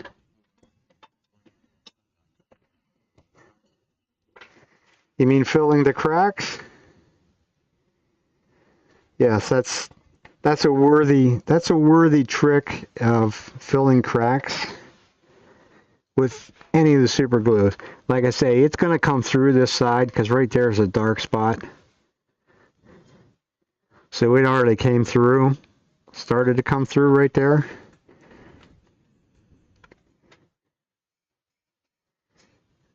So I'll hit that really hard right there with activator. Where is it? Up here.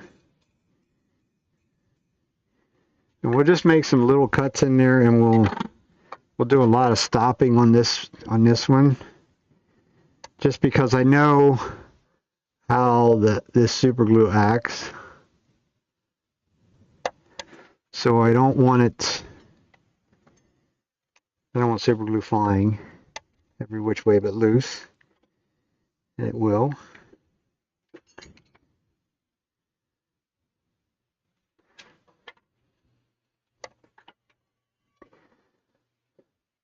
So we'll work on the rim first.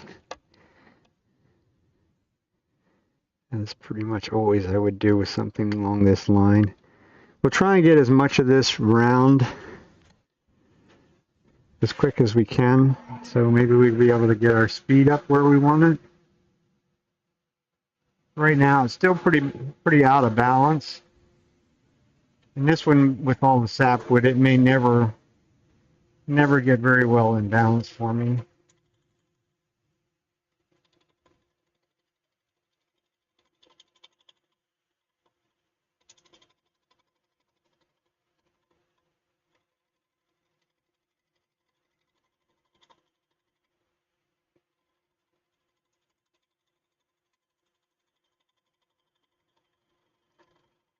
So just make real nice little light cuts. Start with.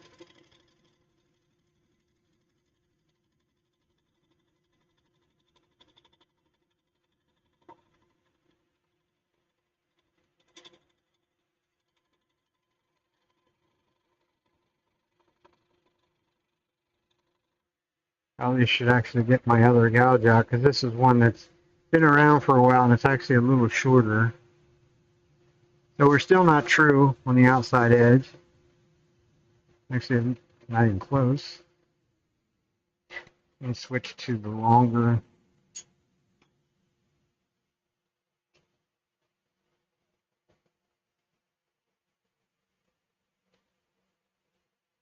And now it's right in front of my nose and can't see it. At least I thought I had one. I had.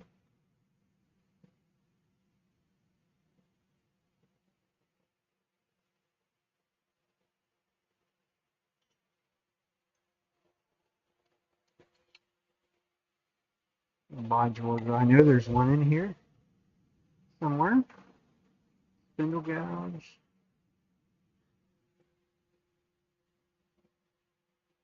And that's the longer one. It's also probably not very sharp. I'll give it a try, but it doesn't. Probably gonna have to go sharpen like right away.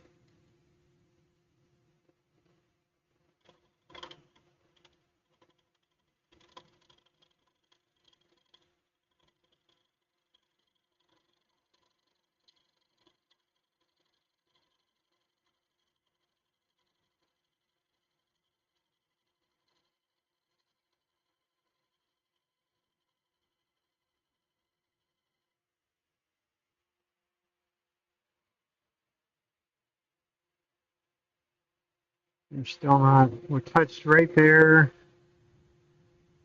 Right there.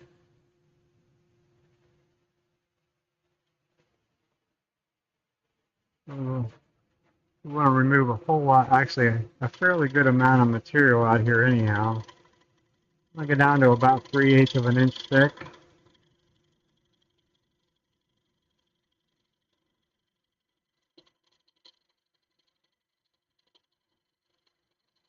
I don't like these to be heavy or thick.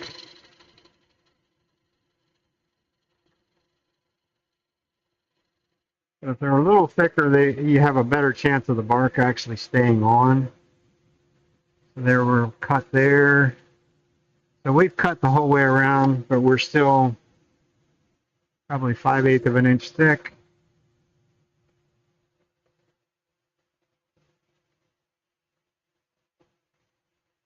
So we'll work on cleaning that, taking that down a little thinner.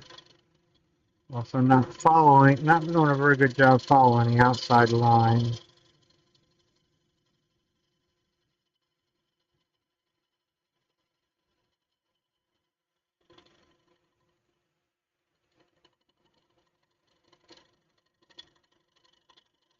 I move nice, very slow, very deliberate. Let the tool cut.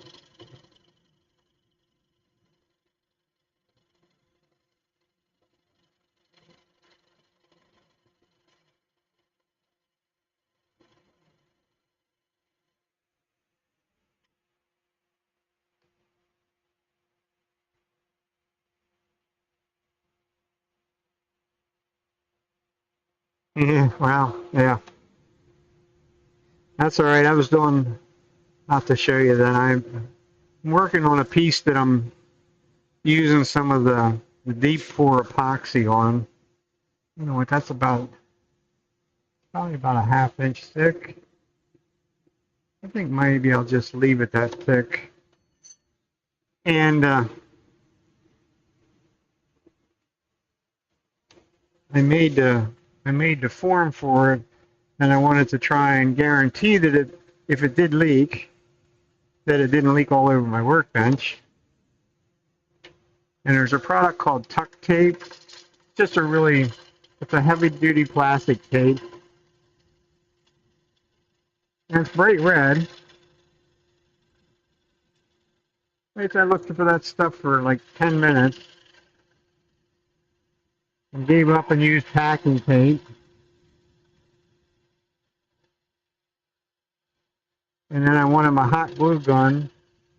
I turn around and get my hot glue gun off the little storage area that I have for it. And there's my Tuck Tape laying on top of the hot glue gun. So yes, I try and be pretty vigilant about putting things back where they belong. But it doesn't always work.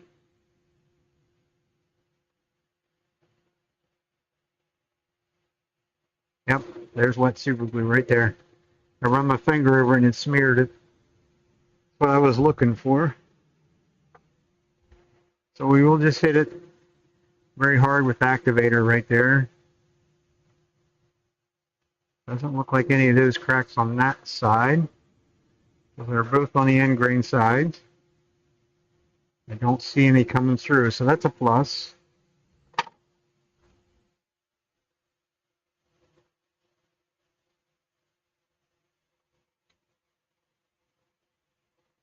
I'm going to go sharpen these two gouges real quick, like.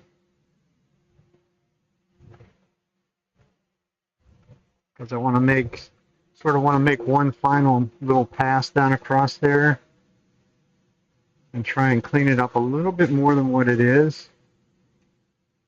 Once again, what I'm trying to do is lessen the amount of sanding, or at least lessen the time it's going to take me to sand it.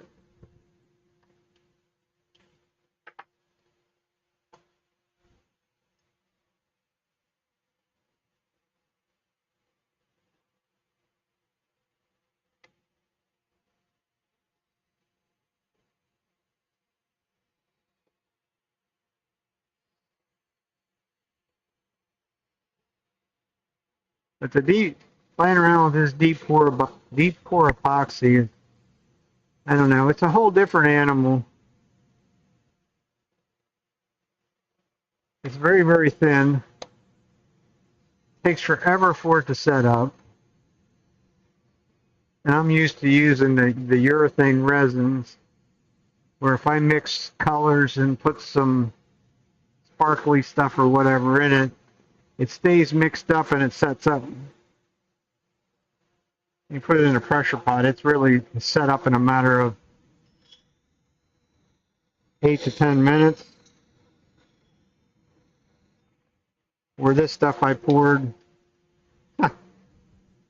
probably 5 hours ago, it's still just as liquid as when I poured it. So that means somewhere along the line, one of the people on social media or something or other that does a lot of the epoxy work said about that you got to keep going back and stirring it. You got to stir it right, try and get it at the very last minute before it actually turns to like gelatin. So I don't know if I'll be able to do that or not. I'm going to get this to cut a nice little light cut across there. It's moving very slowly so it doesn't.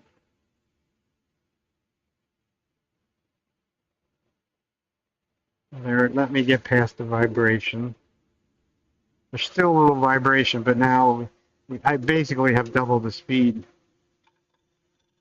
So the airspace now is coming by much, much quicker. As you see, my tool basically wants to glide across there rather than sink down into the air, the open spaces.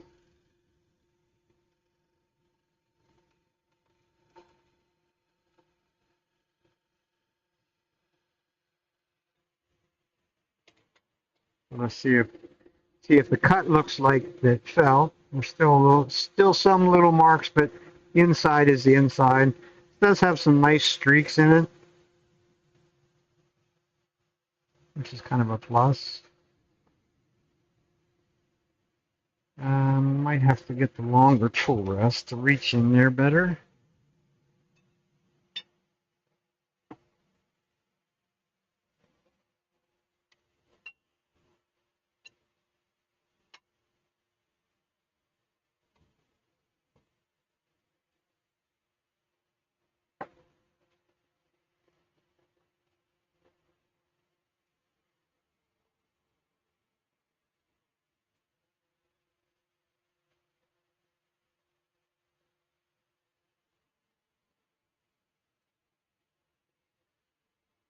I'll continue a little bit further down with the 40-degree gouge. Won't be very much further because it's going to start making the curve and it won't like it.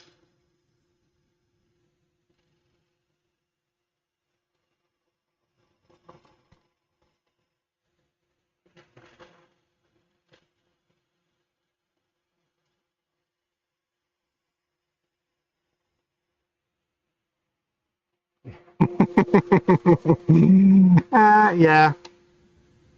It's not so much the gouge at this point, is I got to make sure that my hand stays on this side of the tool rest.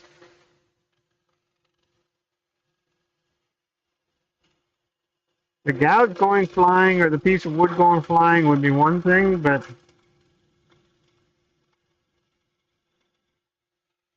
the fingers hitting that rough, coarse bark, that would be like using a,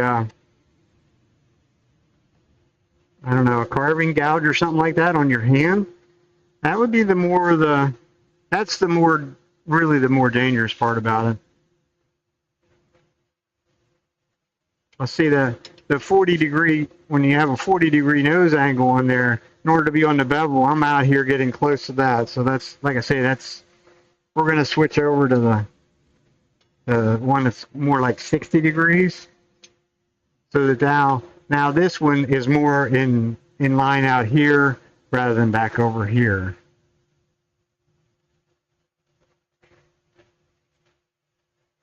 It feels pretty good as far as smoothness, cleanliness.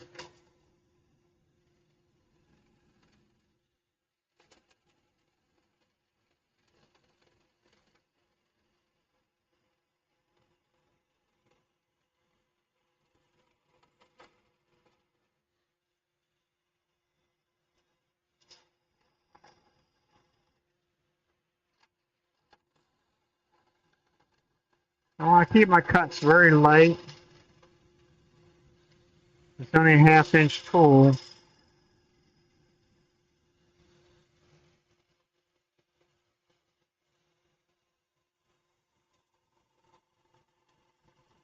a fairly good amount of overhang for that tool.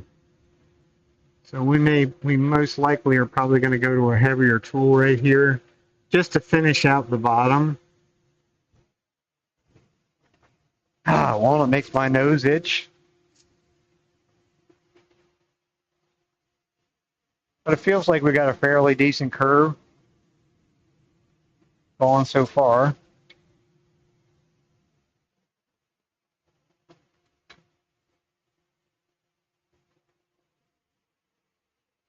Anytime we move the tool rest, we always make sure, especially doing this kind of stuff, we make sure that it's where we need it to be so that nothing's going to hit when we turn it on. Okay, so we'll go to the bottom. This is a very heavy gouge. This is 3/4 inch bar. This is actually the bottom bowl gouge.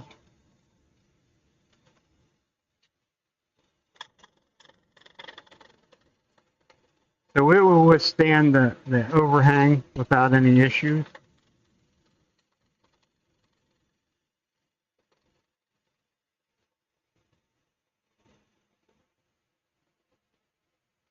And will actually cut very, very clean down there as long as it's sharp. So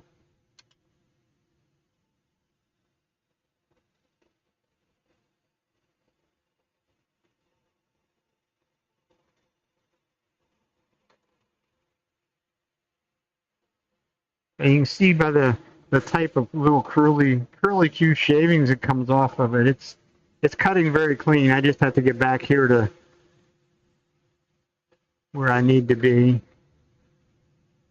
Pick up that ridge and go the rest of the way down through.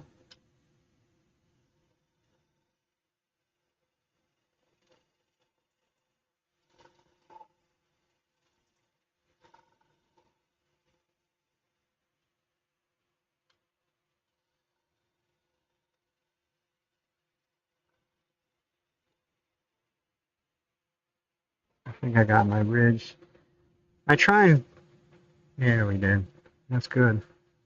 All we got to do is take care of that last little bit in the middle and back to the wonders of sanding more.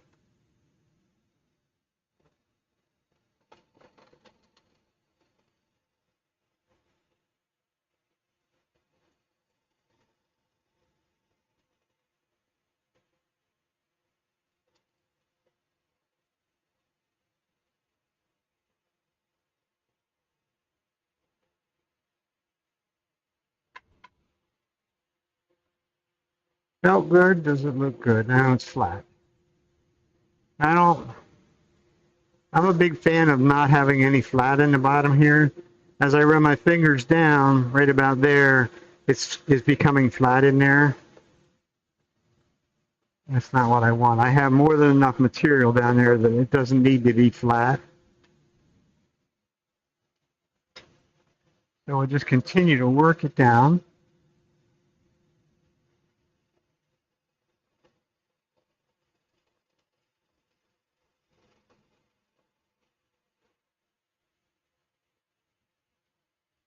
A little bit at a time.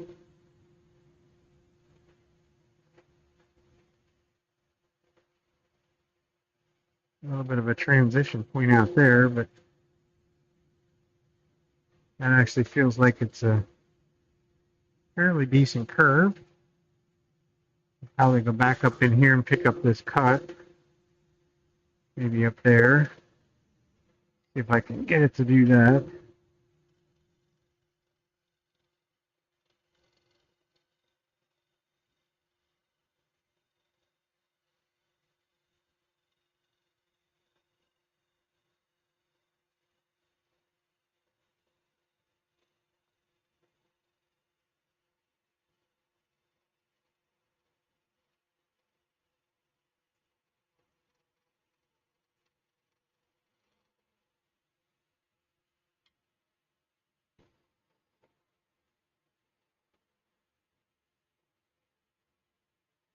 Like my tool rest could have been up just a hair.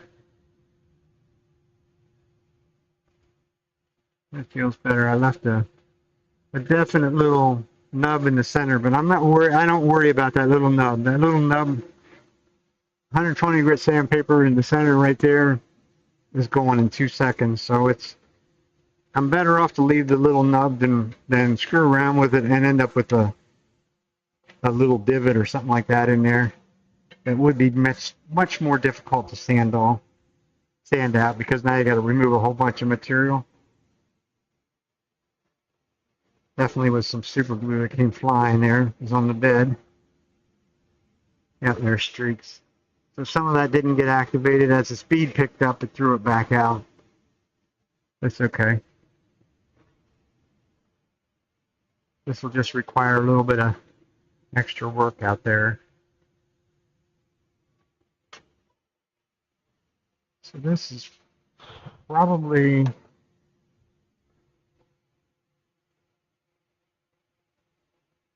it's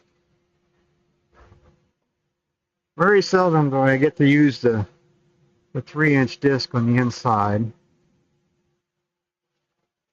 It's just generally the wrong size, the wrong radius, put it that way.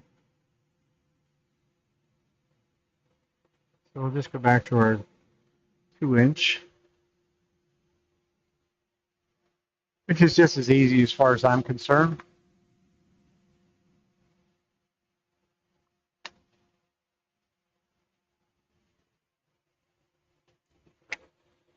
Here's also the place where it's really, really easy to whack the fingers. Now remember our little nub in the center.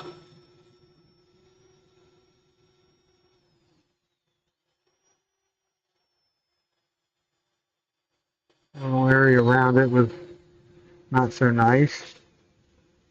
Now we'll go out here, just like we did on the outside. Go to the inside. And I'll go around the edge.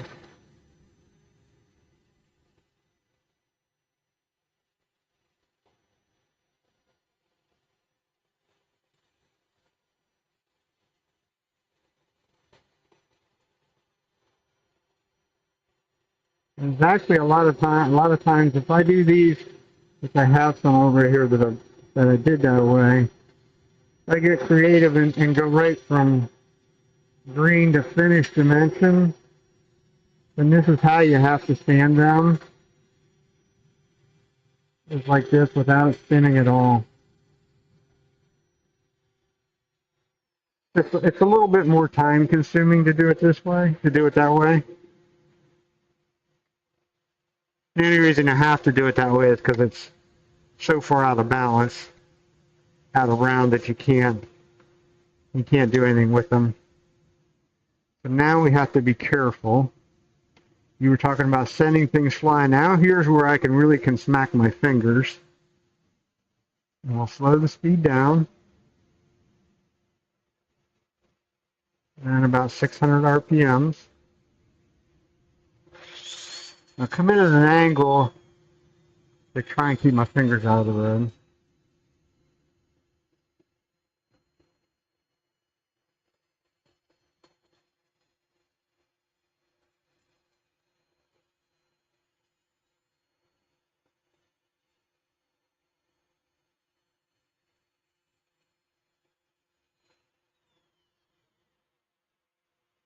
And then we'll wipe the dust off and make sure we don't have any. What I'm looking for now is tool marks, any compression marks or anything like that.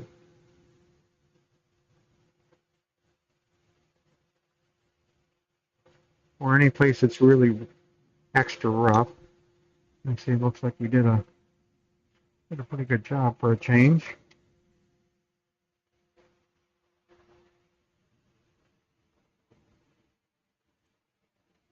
We'll just go through the grits just like any other time. So we moved up to 150. Once I get out here on the edge, I back way off on the pressure, so the sandpaper is basically just kissing the surface, which is how you could actually sand all the time. You don't need this pad to be squashed down. And it will go in both directions.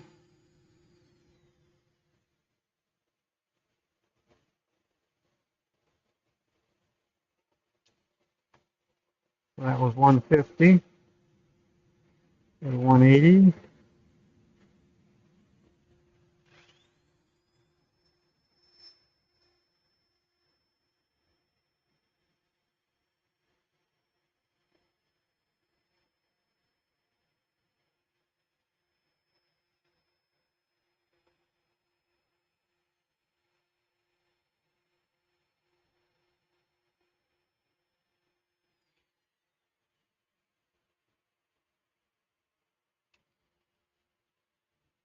And right there is where we're going to stop and inspect again. I don't want to get too far ahead of myself.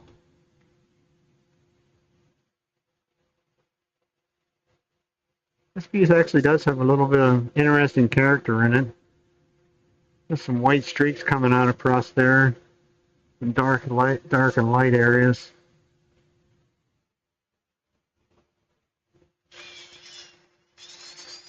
Rather than a typical black walnut, it would just be all chocolate brown.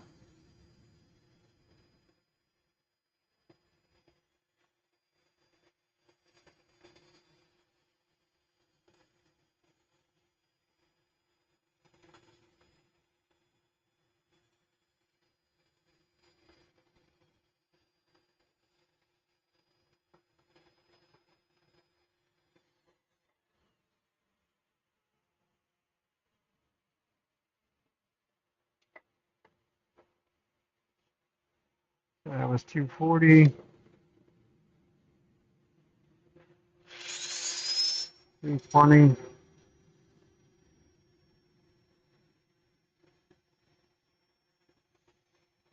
So basically now all we're doing is refining the scratches, making them smaller and smaller as we go.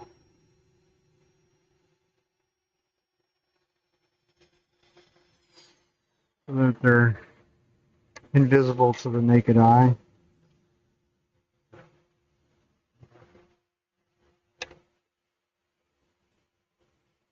Coffee? I'd rather go for a beer, not a coffee.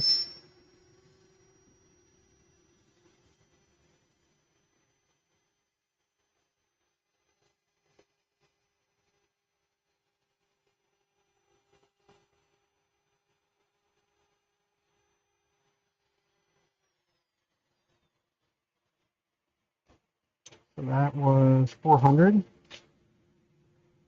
Lastly, we'll hit the 600.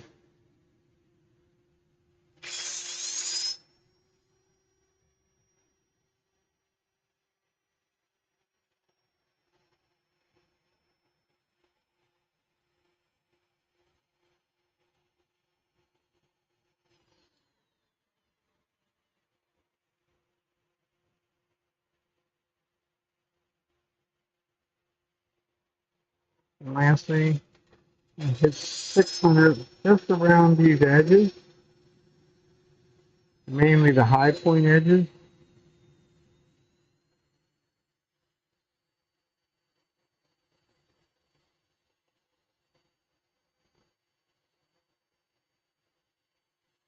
They always seem to sort of come back and bite you a little bit on that.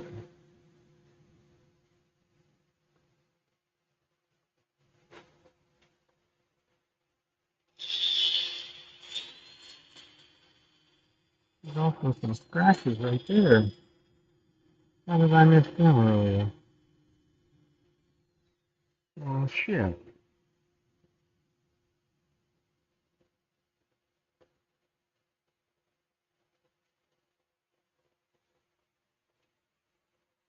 Interesting.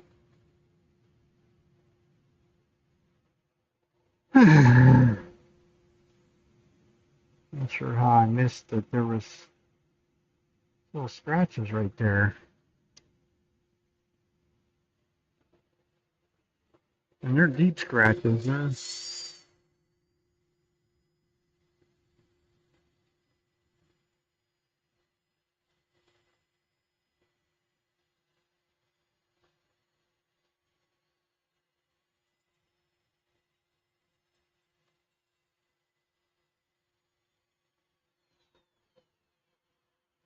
Must have been trying to be too gentle. Well, still didn't get them all out.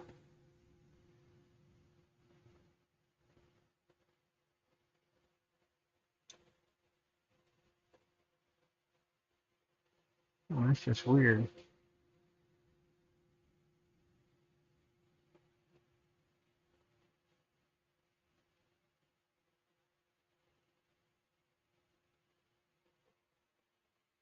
Well, I guess we'll back up another grid.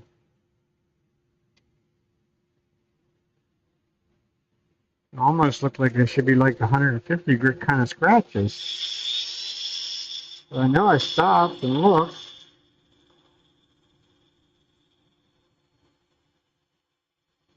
They will be on the end grain.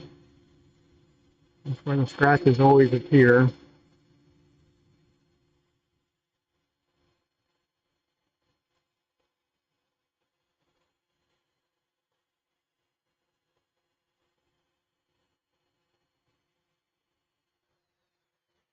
So I can go after them like that without the piece spinning.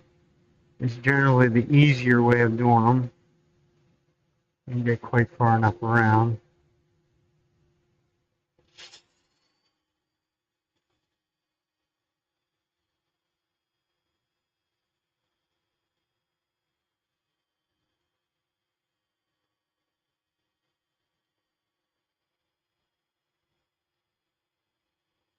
It's probably for me being extra gentle out there that I didn't get the 150 grit scratches out of there.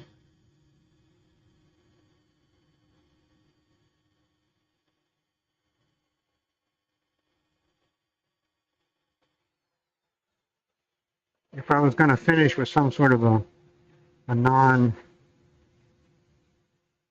a non-shiny kind of a finish, those tiny little scratches right there would not hurt you because you wouldn't be able to see them. But once the finish becomes shiny, the better the surface has to be.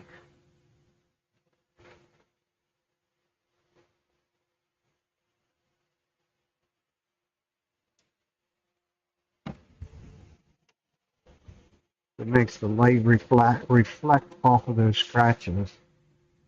So,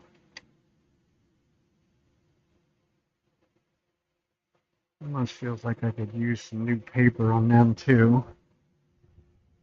Maybe that's part of the problem is those have a tendency to start to sort of crack a little bit. And that could be where the scratches came from.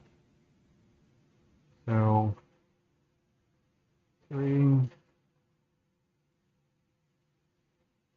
4, 6, 8.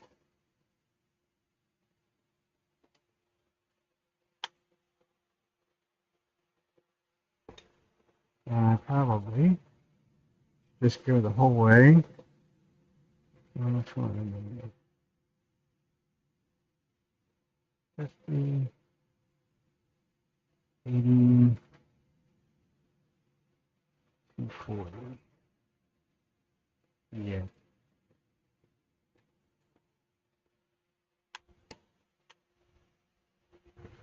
One of those times where it just doesn't pay to be cheap. Try and use the sandpaper beyond its lasting capabilities. So we did actually we were at 240.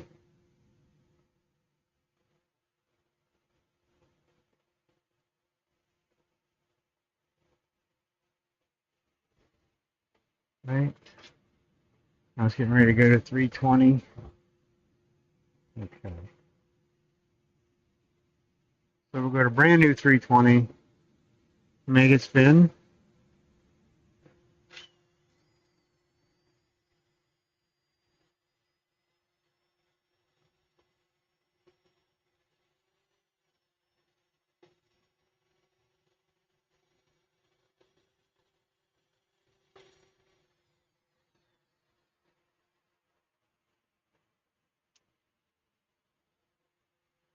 I should have noticed that earlier. It's my dumbness. Should have noticed that there wasn't as much dust coming off as what there should have been or could have been.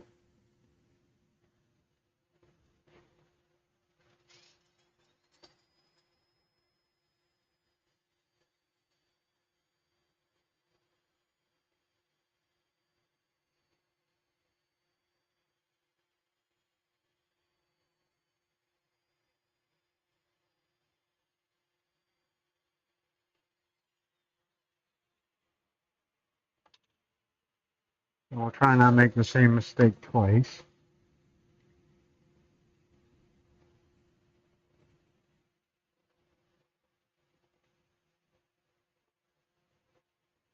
That's better.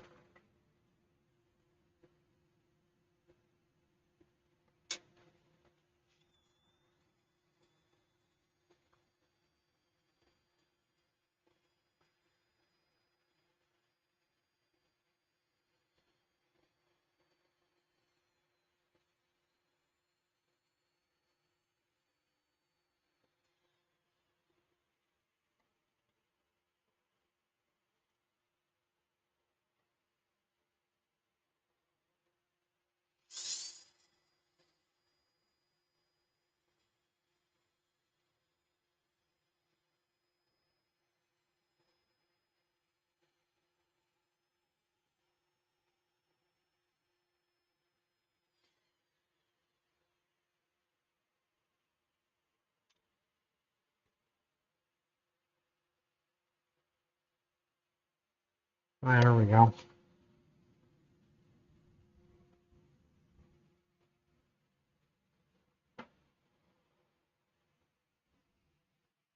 So now that's ready for wipe down a little bit.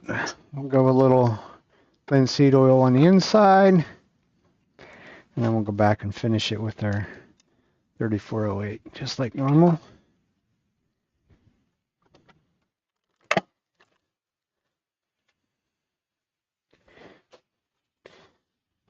Get rid of as much dust as we can. Take the face shield off. I did go back and watch one of these videos to find out how many times my face shield is actually sitting in front of the camera. Not a good look. A little bit of a knot or something or other fell out there in the bottom as well.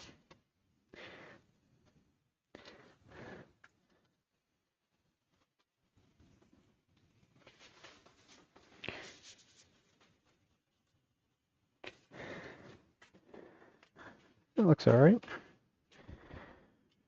Okay, glove.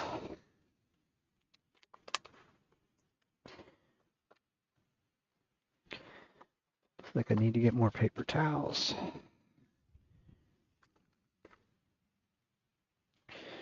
And we'll need our piece of felt as we drop one of them on the floor.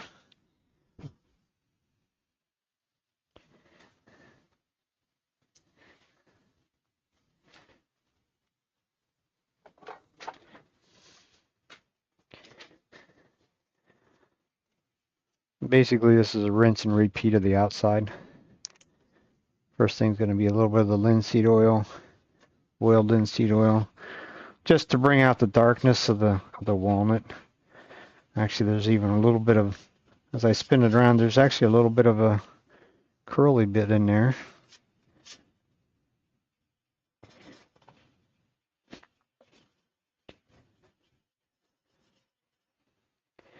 We're not really trying to soak it down in the linseed oil. We're just putting a light coat on.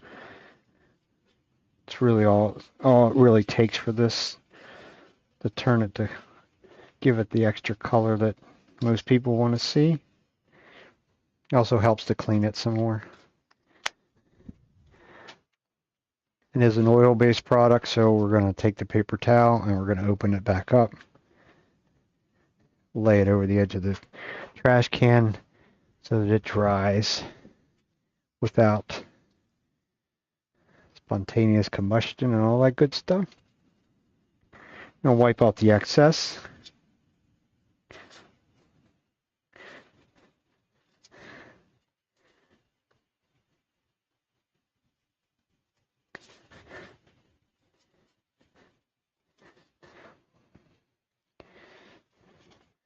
We're still pulling more of the dust out of the grain as well. Got your coffee? I said it's about time for a beer, not a coffee. Looks like this is going to be a one and done. Well, now I want to, one other thing I want to do yet. Got to try my red grain filler on that other little lantern as long as it's dry, and it should be dry, I hope. So now we'll go back to the 3408.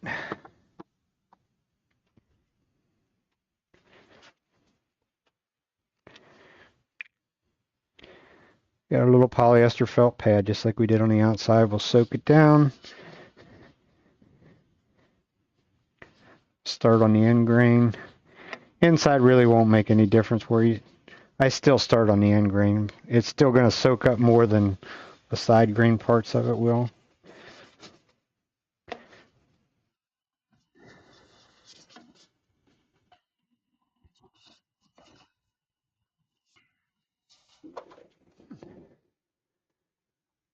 Oh, 115. Oh, yeah. I'm not a coffee drinker, so I'm more of the tea drinker, iced tea mainly. I don't drink much hot tea, but iced tea. But I could drink iced tea at this, well, for me it's only 8:15, so.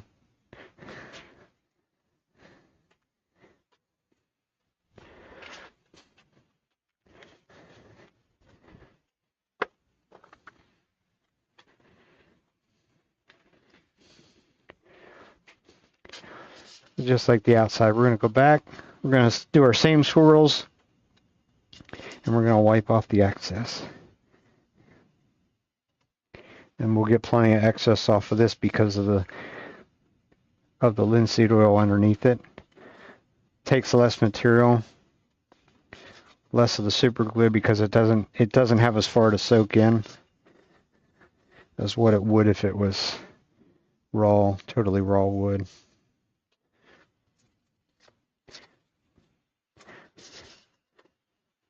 I'm basically looking for it to be like a matte type of shine to it. That's a good indication, especially in the center here. That's always where I manage to leave some behind. It is still super glue. It still sticks to your fingers, as you saw with the paper towels. A little hard to get off my fingers. Wouldn't recommend doing it with an ungloved hand. because it will stick to your fingers. Because super glue cures in the presence of moisture, so your fingers always have moisture on them, in them.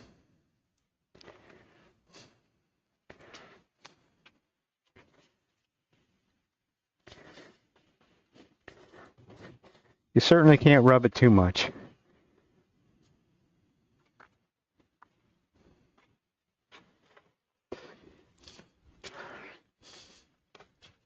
I'll give it a shot of activator. We're going to take that off and we're going to go see if our lantern is dry. Can of activator is getting a little low. Doesn't want to spray quite as far.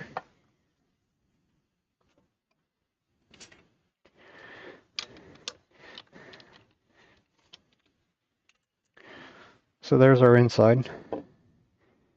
Complete.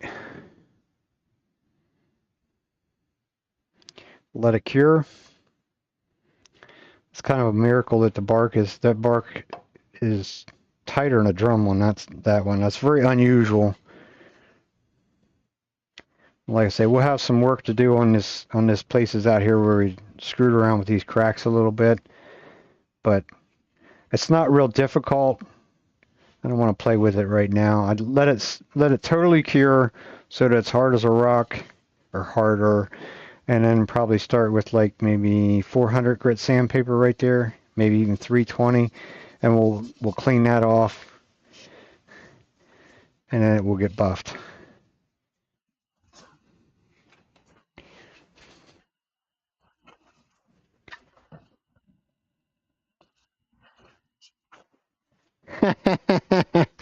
Well, this is a whole different kind of super glue than what you're used to seeing. I mean, it still acts the same as all the other super glues. It's very thin. It's a very pure super glue. Hey, my epoxy's finally starting to set up.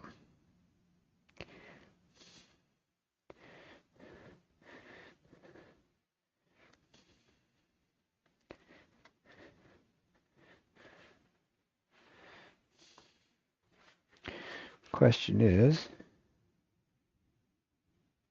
nope. Guess we're not going to play with any red tonight because my shellac is not totally dry. That's disappointing.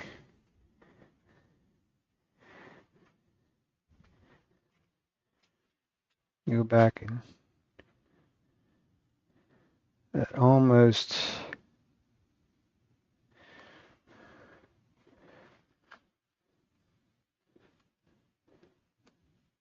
looks too.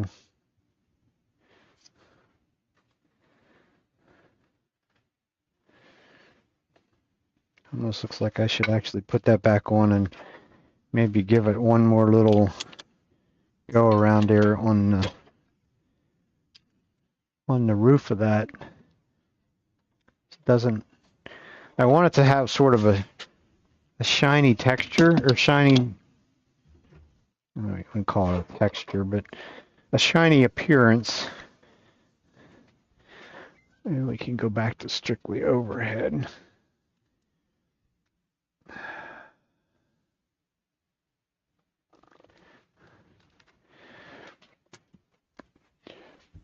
And we can come in a bit.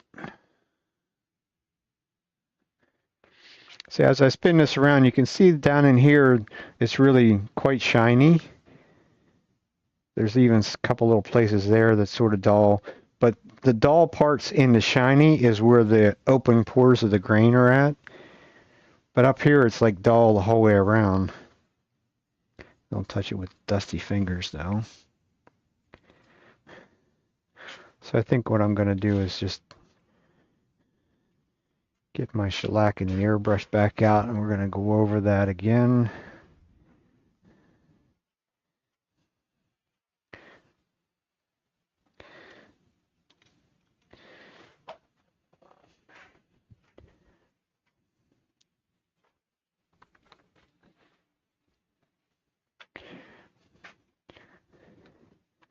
And then we're probably going to call it a day. I'll bring my epoxy project over and show you that that's, I don't know, it's very different for me to use something like that. This is just kind of the first go around to the deep pour kind of epoxy.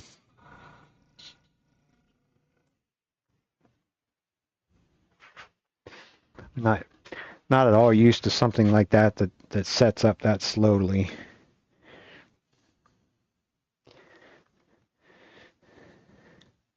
Yeah, I do need a dust collector on now.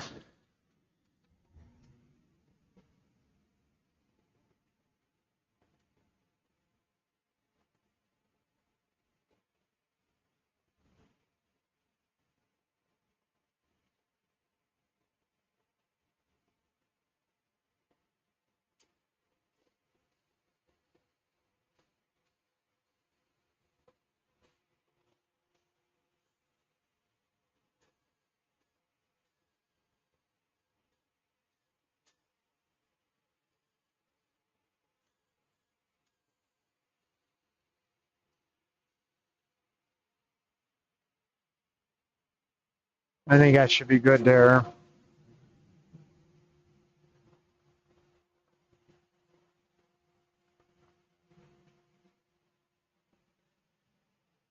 I'll show you what they look like when they start here. Give me a second to get a little bit of cleaner through the brush so that I don't have that next problem.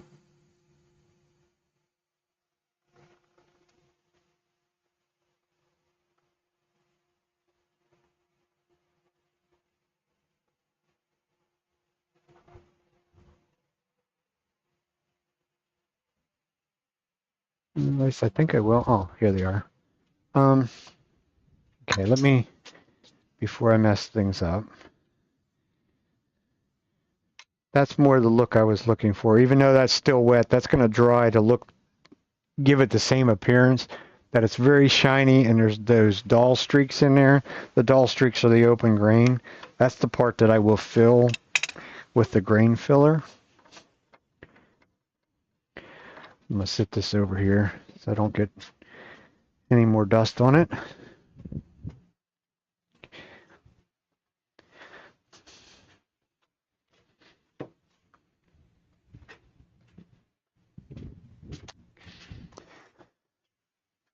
Okay, your question was how do you get the holes? I don't have a square block.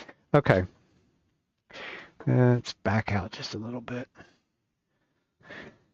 This starts this life out as a square block, and I try and get it as much of a square as I possibly can, and then I'm measuring up and finding a center side to side, and I come up. I'm not sure the measurement of coming up. I think about 1.5 inches, 1 5/8 to the center. Like about 1.5 inches, maybe 1 5/8 inches. Or in your case, across the pond about somewhere around 40 mil from the base. It's 1 1/8 inch hole. This started out as 2 1/4 or about 60 mil wide by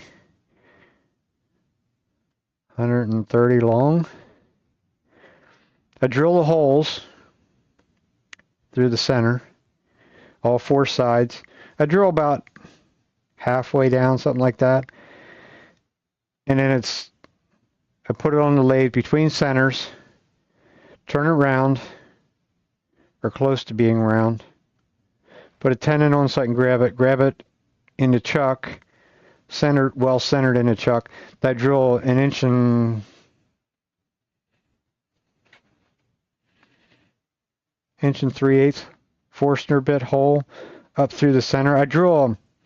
I use a big twist drill bit, big metal drill bit to drill out most of it, and then I drill out the 1 3/8 inch, and I still have to go back and open this end up more yet, so that these get a little T light up in there, which of course that one won't fit. These ones that I have now, the second batch that I got of these. They're not a real bright light, but they'll stay on for 6 hours and go off for 18 hours. So you can basically put them on your mantle or somewhere around and let them sit, and they'll be on for 6 hours and off for 18 hours a day. They do have a replaceable battery as well. You can go back and watch the very beginning of this video because I actually did that. The black one, the one I just did, actually was done at the beginning of the day. It's also why we didn't get the second bowl done. There's my purple slurp from last week. I did still here, yeah.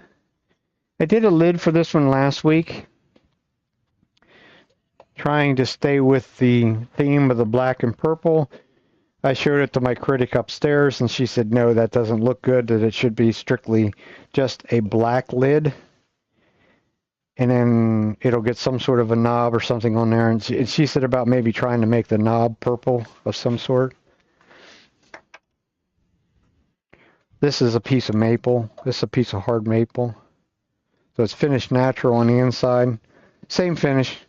This has been dyed black with the one coat of 3408 on it. This will get nice and shiny once it's buffed, but it needs to cure before I buff it.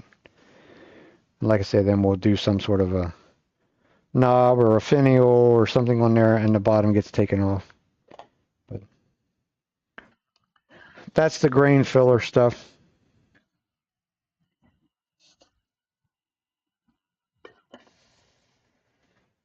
Yes, that's what they're supposed to represent, as a, a tea light type of a candle. But of course you can't hardly use a real candle inside of a piece of wood. Although I see an awful lot of people. Well, the red. Well, the other ones are upstairs. This is the red that I'm going to use on it. And I hope it stays that bright of a red in there. That's the hope. This is some stuff that's metallic gilding polish is what it's called. It's more for scrapbooking or something. So I don't know what they would do with that, but another wood turner told me that even comes with a little applicator pad on the top, but I probably won't use that part. But so that's the plan. Oh, I was going to show you this epoxy thing. It's kind of a pain. See if I can pick it up and walk over there without making a mess. This is the hope and plan.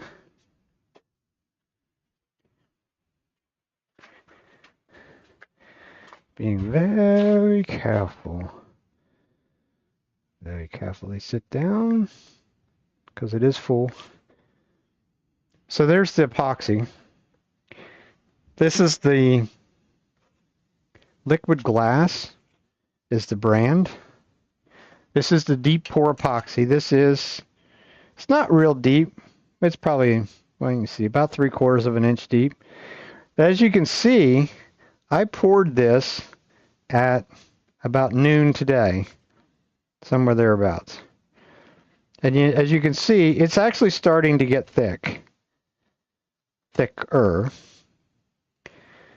But the problem, and I guess that's why all these people that are doing the river tables and such things as that, I'm assuming that's why they all use just plain black. Because as you can see, as I stir it up, the mica powder becomes stirred up in it, as well as this has some flakes of like a white kind of a powder in it. So they settle, the mica powder just seems to settle out, because if you look over here at this little area that I filled in over here, everything is settled out. It's basically clear, and the mica powder has sunk to the bottom.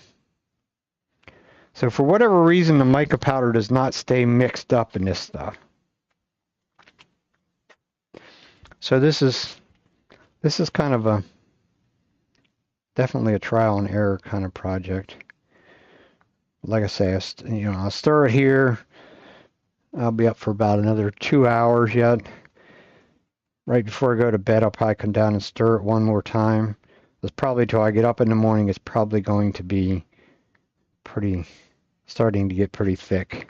But that's kind of, to me, that's the look I want right there, as far as the appearance of it, not just kind of flat blue.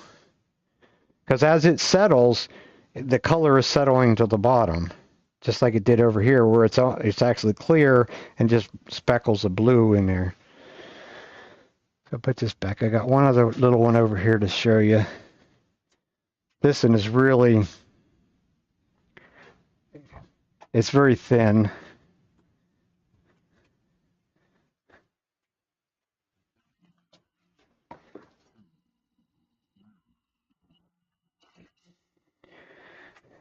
Yeah, I don't know. That's, like I say, a lot of this is, for me, is making a mess and trial and error.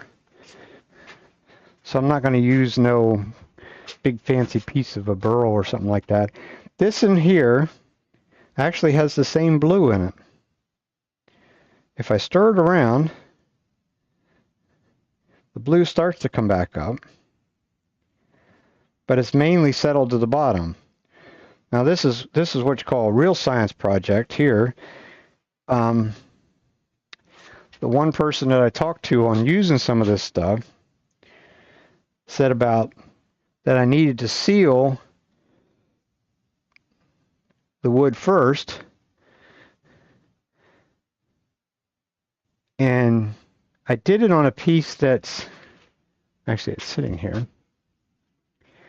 This piece is stabilized wood, so it's basically is sealed. So this one didn't do anything. It's green. It should have the same swirly effect that the blue one does, but like I said, it settles that much.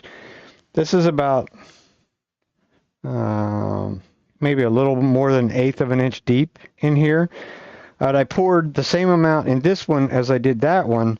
I come back later on that evening or whatever to try and swirl that one around, swirl them both around. This one, that greenish blue color on the bottom is what was left over that I poured in originally, and it was the same green. It literally soaked down through the end grain, soaked into the end grain completely. There was nothing left. So, like I say, this is what you call very much a work in progress. Progress. I mean, I don't know if this little one here will amount to anything at all or not, but we'll see. Remains to be seen, I guess you'd say. But I have some other stuff. I actually have some pieces of burl that's went through the toaster oven for several hours to dry. Because there again, the wood needs to be dry for this. So I don't think in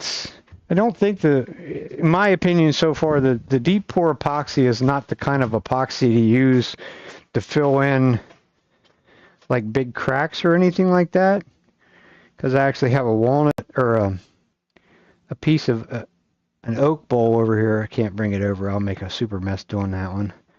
That has a really big crack in it, and that normally will fill them with epoxy, but I would normally use like the amazing clear cast epoxy, which sets up in a matter of a couple hours. Where this stuff, it's, as you can see, that's 5 or 6 hours later, and it's still as liquid as can be. So I don't, like I say, it's a work in progress. Because I'd like to be able to use it more, but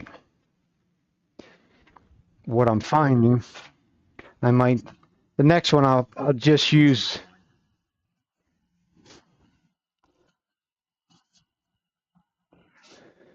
Right. Yeah, I mean, I don't know. And I've seen some of the people using the mica powders to color this stuff, so I don't it's kind of baffling. I'll have to do way more research on it. Whoops, did I change that? Yes, I did. Sorry. So yeah, that's, like I say, work in progress. This is being broadcast over, well, you know that. You're on YouTube over the hill, Phil. You know that you're on YouTube. Okay, this is being done on YouTube as well as Twitch. So if you're not already subscribed on YouTube, please do so. Would help me out greatly. Other than that, I'm going to end the YouTube one and see if I can find somebody to raid into on the Twitch. Over the hill, have a good week. I will not be here next Saturday, as far as I know. We're going away on a little bit of a vacation. So it'll be 2 weeks till we get back.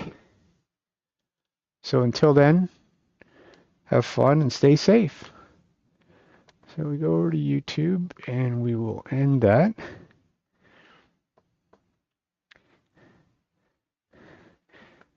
And I will go back over to Twitch.